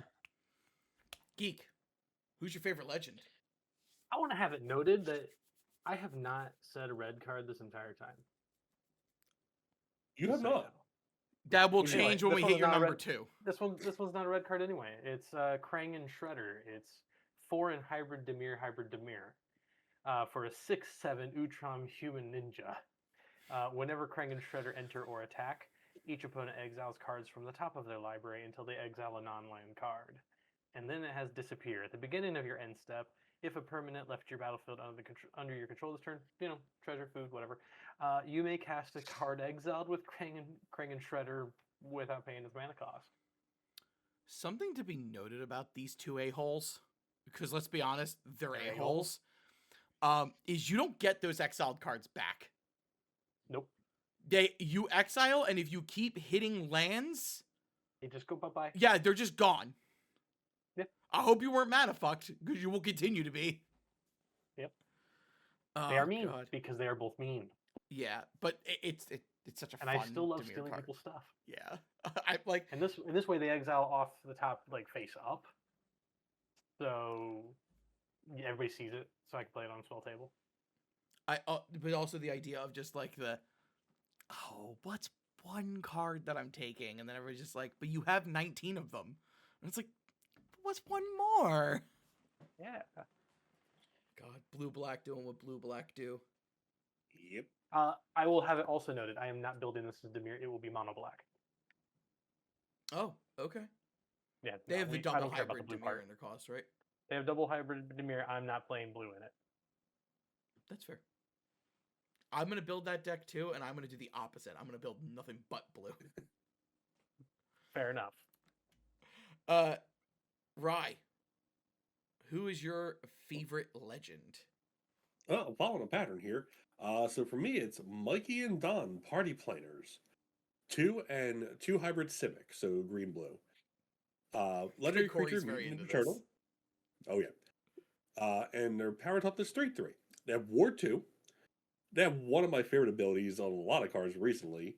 You may look at the top card of your library at any time.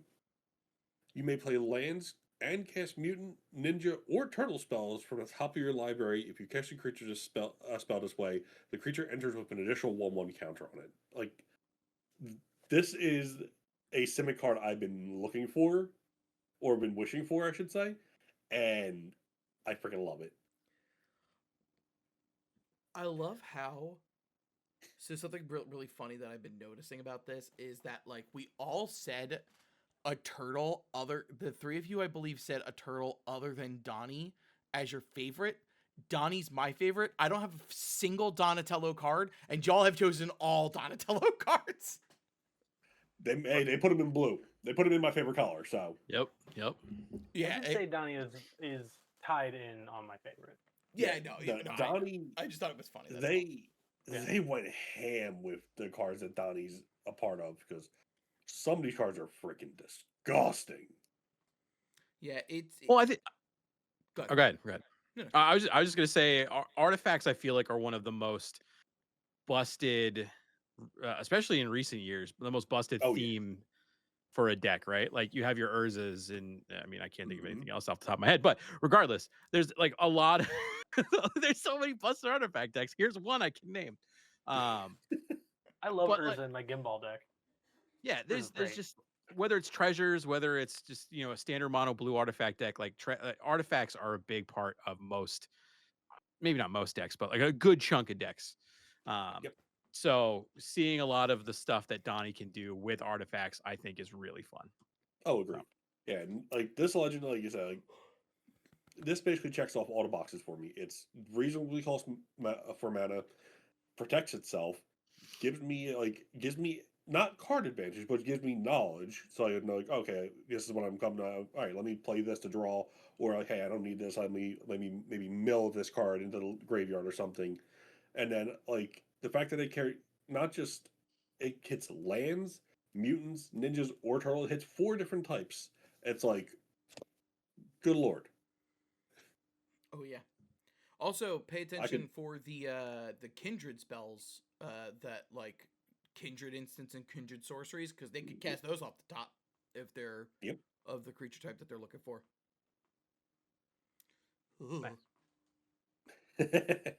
And then they went nuts with this set. I guess I'll read this. We'll get back to Ryan's number 5 for a hot second. It was also my favorite legend. This is Karai, Future of the Foot. She's 1 white and a black for a 3/3 legendary creature human ninja. She has Sneak for 2 white and a black. Whenever Karai deals combat damage to a player, return target creature card from your graveyard to your hand. If her Sneak cost was paid this turn, instead return that card to the battlefield. This is everything I love to do in these colors. It's a white-black card that Will likes. Where Geek broke his streak, I'm very much in mine. I don't know. I love the idea. So she's very, very similar to Squall from Final Fantasy, but he only brought back non-land permanents with mana value 3 or less. He was very much a Sun Titan, where she's just like I'll get it back to your hand. Maybe we do the whole sneak thing. And then she's like, or if I snuck out already, yoink. There's been a lot of put finality counters on things to balance stuff out like this. She doesn't have that. And it tickles something real nice in me. My brain goes, another hoop. Yes. Yeah. But honestly, returning creature cards to your hand's not a bad thing. Being able to reset your creatures at all. The graveyard is a second hand to me. Honestly, it's my first hand, but let's be real. Yeah, that's just my favorite legend. And Ryan's number 5. Yes. So for those out there in the audience, she probably went up on the screen now compared to at Ryan's number 5. Maybe I flash her name real quick or something. I'm not that talented. It probably won't happen. We're getting into our top cards, the cards we're either most excited for or are like I need to own this card yesterday kind of cards. We're going into our number 2s, except that we kind of have to skip Corey because we talked about his number 2. That was my fault. That was me. Is there anything else you want to mention about? Yeah, you know what? For Corey, I'm gonna put both artworks up. So the alternate artwork's gonna go up on screen if there's a second one. Like if I have like off the dome a different card. Yeah, sure. I was thinking I was gonna put up the second artwork of Donnie and Raph. Oh yeah, that works too. That's fine. Okay. If you got another one off the dome, you're more than welcome to. The only other one I thought of as I'm looking through, Chrome Dome. The only other one I was thinking of as I'm going through the cards that I opened the other day is Turtles in Time for 2 reasons. I'll be super quick with it. The reference to the game, the art is sick as hell, and I just love drawing a ton of cards. Mana cost is a little high, but it's a Cyclonic Rift Well, kinda. It's a return all creatures to their owner's hands. Each player may shuffle their hand graveyard into their library, and then each player who does draws 7 cards, and then you exile turtles in time. And it's 5 blue for this sorcery.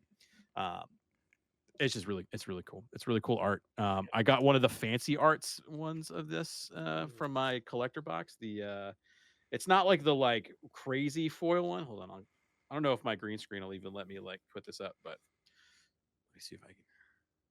Where is it? Oh yeah, it's kind of messing it up. There you go. There's kind of it right I there. will put that artwork up on screen. I can That's the I can do one. that. Yeah. I got that, and I got one of the pixel shredders, which is really cool. Anyway, but yeah, that's it. It's a fun card. It's always a fun That's card. also a good number 2. It is a good number 2. Speaking of which, Geek, break your streak. What's your number 2? Yay! Finally got a red card. First time in this episode. Really off-brand. Is Ravenous Robots. 1 in a red for an artifact creature robot. 2/1. Whenever you cast an artifact spell, make a 1/1 colorless robot creature token. With really awesome Dominic Mayer art, which is really cool. And then 1 red and tap it, and all your creature tokens gain haste until end of turn. So, I just want to say that normally we don't talk about I always say we're not here to talk about the most powerful cards in the set. Sometimes they just so happen to end up on people's lists. I don't think this is a stupid powerful card, but I do think that this card is strong. Oh, it's definitely strong. It goes in all of my red artifact decks. Red artifacts did not need this card. One of them. Yeah, it's this card's silly. Yep. And it's a bunch of mousers. We get to go after Splinter. I don't know what these things are in the lore. They are robots made by Baxter Stockman, and they go after rats. So they all go after Splinter, and it's just a horde of them. Yep. Oh, poor Splinter. It's really unfortunate. I mean, it's his fault being a rat, I guess. Is it though? His fault for being a rat.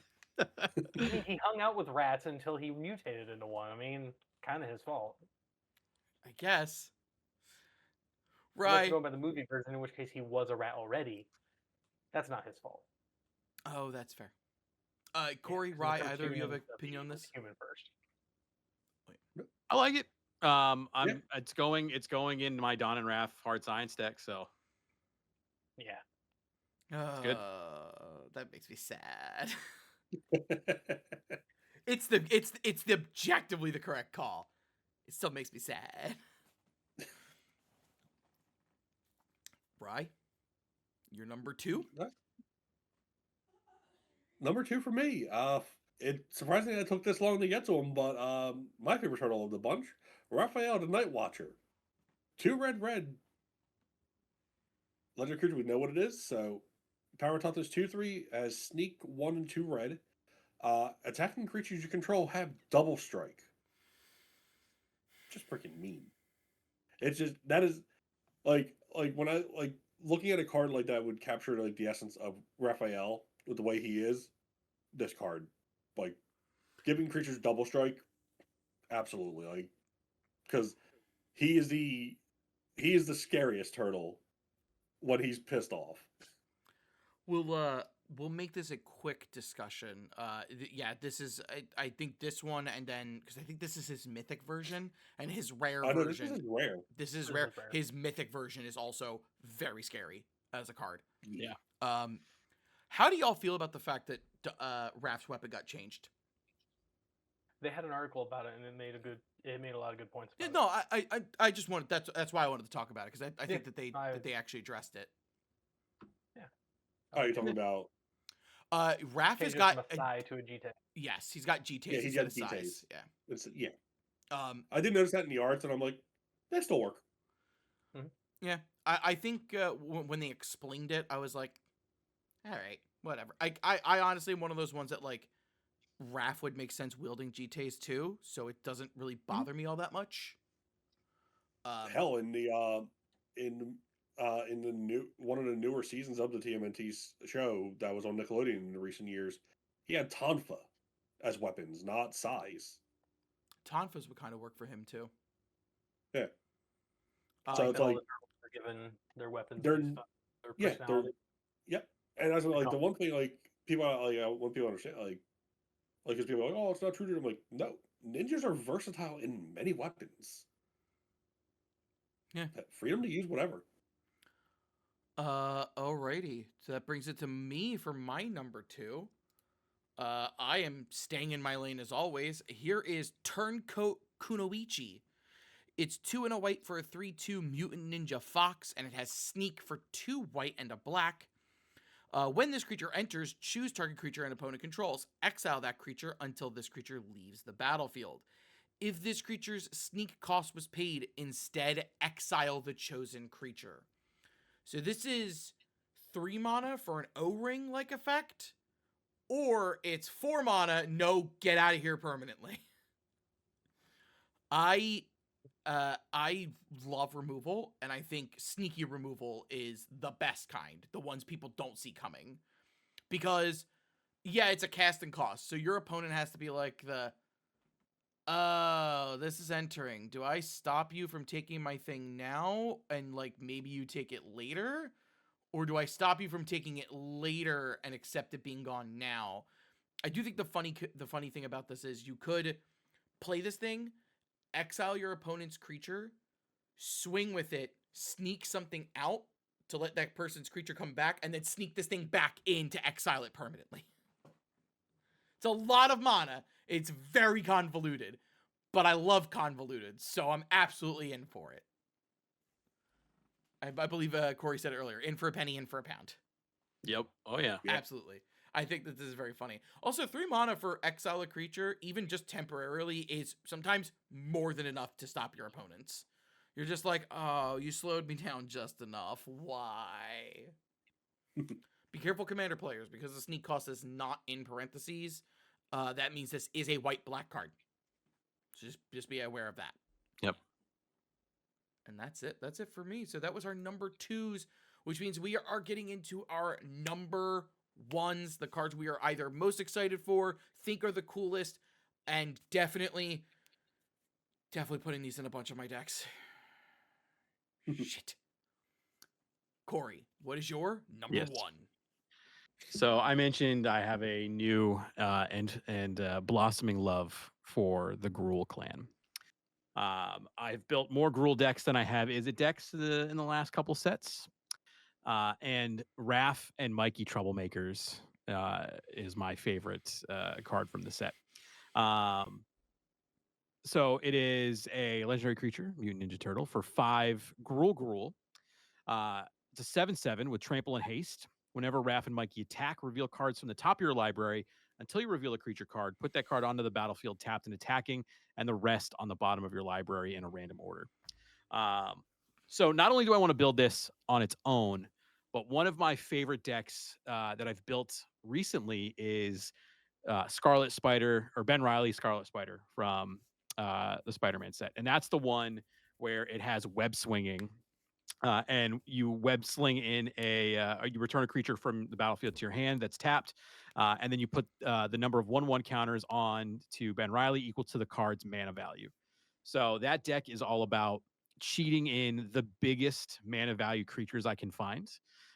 So there's a couple of different dragons that are like 16 plus mana value. You have the Combustible Gear Hulk, which is pretty big. You have any of the, I'm pretty sure Blightsteel is in there as well.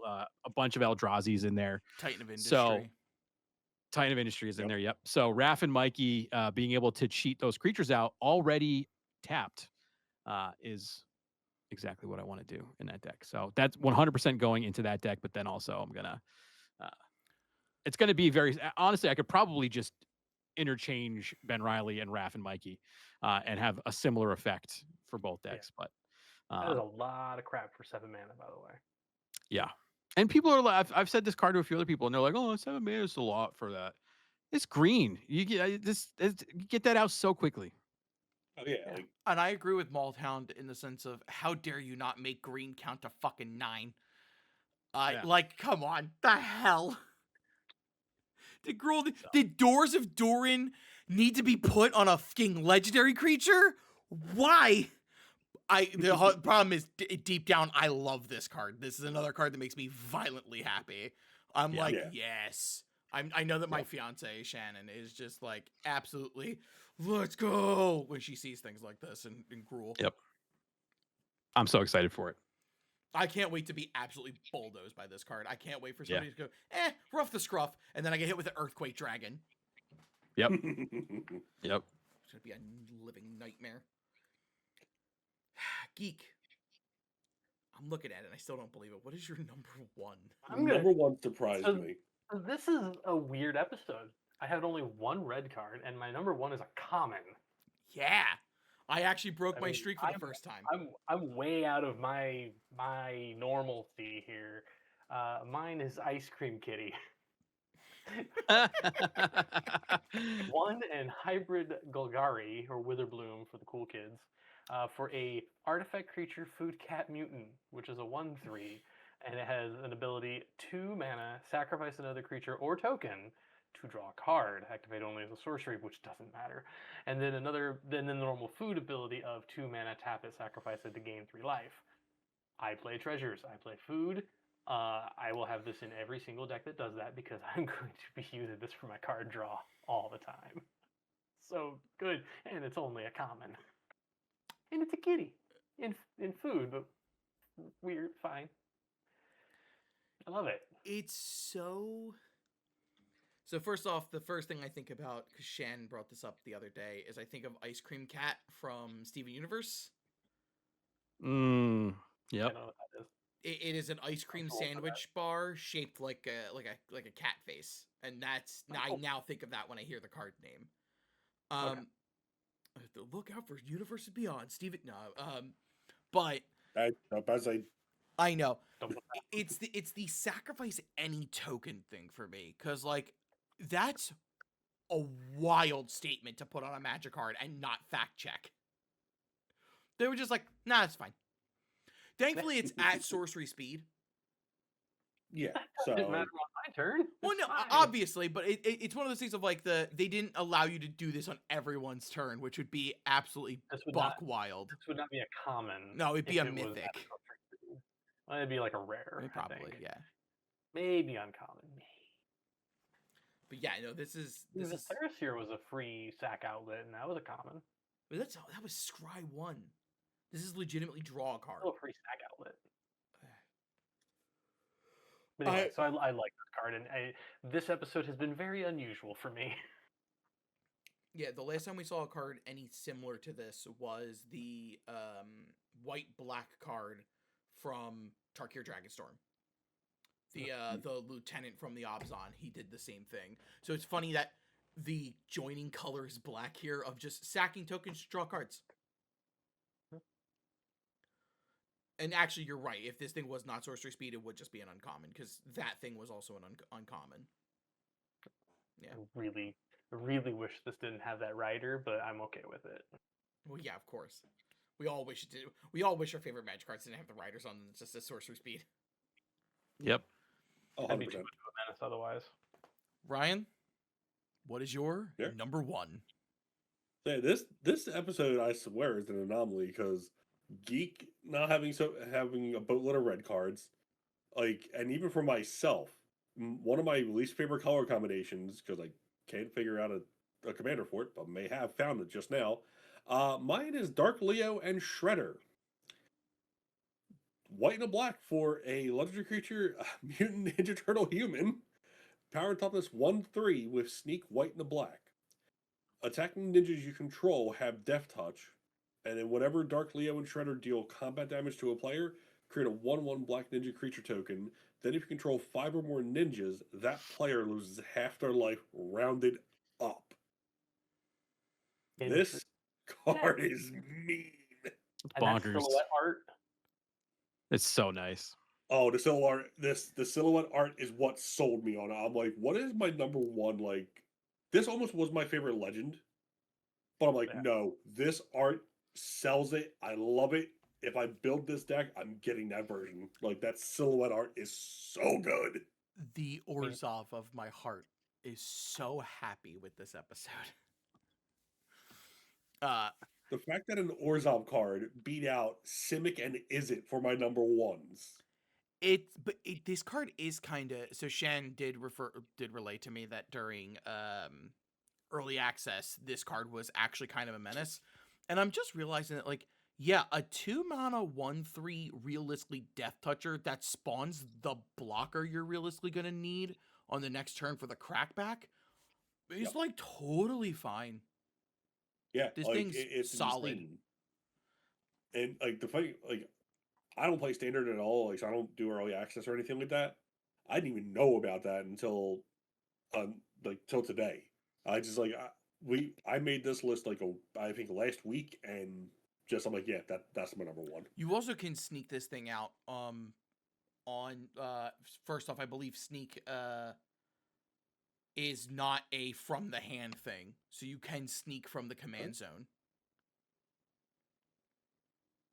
Yes, I you believe can. that is correct. It's like web sling. Yeah, The same thing. so Same idea. yeah, Gotcha. you can. So yeah, so you could easily be like, okay, turn 1, play a creature. Turn 2, play your second untapped land. Swing at a person and go, well, hey, no, here's Dark Leo and Shredder. And like this, Yep. this thing could get out of hand very quickly. I think getting to 5 ninjas would not be a problem for this. No.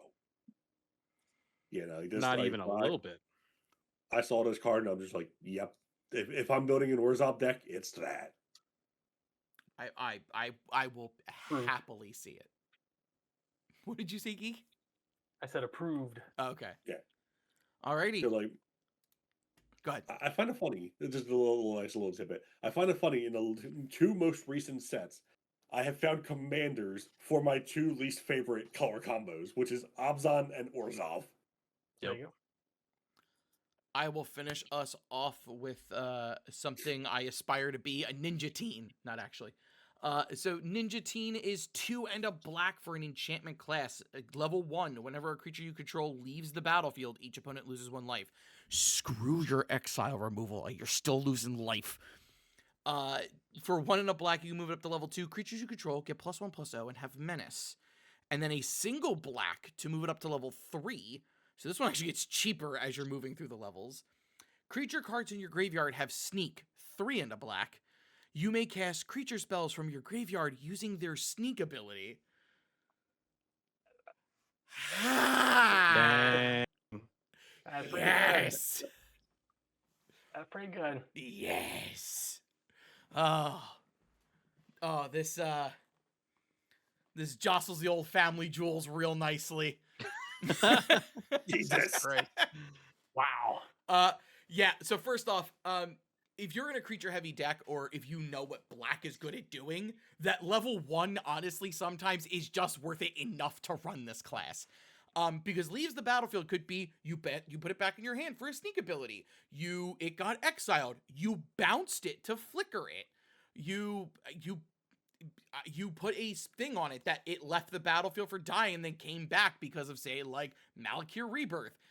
An endless myriad of possibilities for that level 1 to trigger. Level 2 and level 3 are just gravy. They're so beautiful. They sing to me. They really do.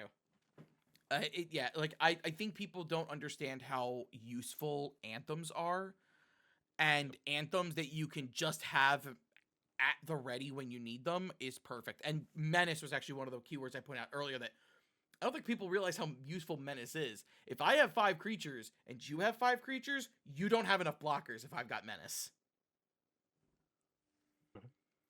And then of course the level 3. That level 3 is just chef's kiss. I have no complaints about this card. My only complaint is much like what Geek said about Coin of Mastery. I wish it was out sooner. This is what I need a rogue class to be. But I'm very happy it's here. So I will go ahead and ask the question that I always ask at the end of these things. Is whose card on someone else's list did you personally enjoy? Whether it's from the commander section or from the main set. Let's go ahead and start with Corey. Dark Leo and Shredder, I think, was the card that, like, I didn't really read it. I didn't really give it the time of day. I'm not an Orzhov player. I don't love Orzhov. But after hearing what it does and seeing it and realizing I opened one, that may be something to add to the list of things I build. Uh-oh. So I have made a mistake. Kidding. Geek. we shall see. Party dude. You know what's Food funny? stuff, politics stuff. I like it. You know what's funny? This marks the first time somebody's picked something off of my list for one of these things. Right. Has to be the Ravenous Robots. Yeah, red card. I can't lie. It's got to be Go Ninja Go. Yeah. It's purely Pretty for good the with that. reference. I don't even give a No, shit about good what the app. card does. I just love the reference. I know Go Ninja Go. It's one of those nostalgia unlockers. You're just like, Go Ninja Go. God, watching him dance was. Anyway. So, Corey, thank you so much for joining us. Why don't you shout yourself out one more time before we do our outro? Yeah, thank you for having me. This was super fun. My name's Corey, also known as ThatTCGGuy on the internet. I stream Commander twice a week on Mondays and Fridays at 10:30 p.m. East. I do a series of 90-second deck techs. I do daily posts on Instagram. And then I also have a series of videos called Your MTG Friend Listens, where I sit there and I listen to you talk about some bad beat stories. And I just let you vent. And I sit there and I accept everything you say. Yeah, that's me. Thank you for having me. This was super fun. I love this set. I'm jazzed. I got to talk about it, and I learned some new cards that I was unaware. Not that I was unaware of, but like I just wasn't fully thought about. And I'm excited to start doing some tinker. I'm already like I have all the cards I pulled splayed out in front of me right now, and I'm like tinkering and like, ooh, this is gonna go good over there, and that's gonna go good over here.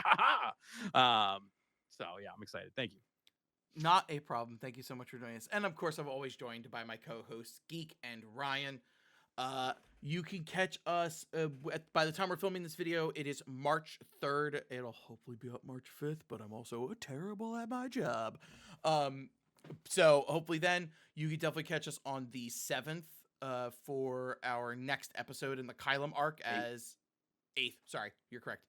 For the 8th, our next episode of the Kylum arc, where everything's finally coming to a head as we find out the son of Sarah is on Kylum, where Battle Bond takes place, as my friends are about to fight in a Fortnite Battle Royale-like event. No one is safe. And You're gonna everyone's get, going like, to get punched in the shit kicked face. in. That is Yeah. the most correct statement. Folks, thank you so much for joining us. Did you touch the ooze? Are you starting to turn green and scaly? Maybe wait 4 to 6 hours to call your doctor, or maybe just accept your turtle power. Thank you for joining us for Dungeon Delving.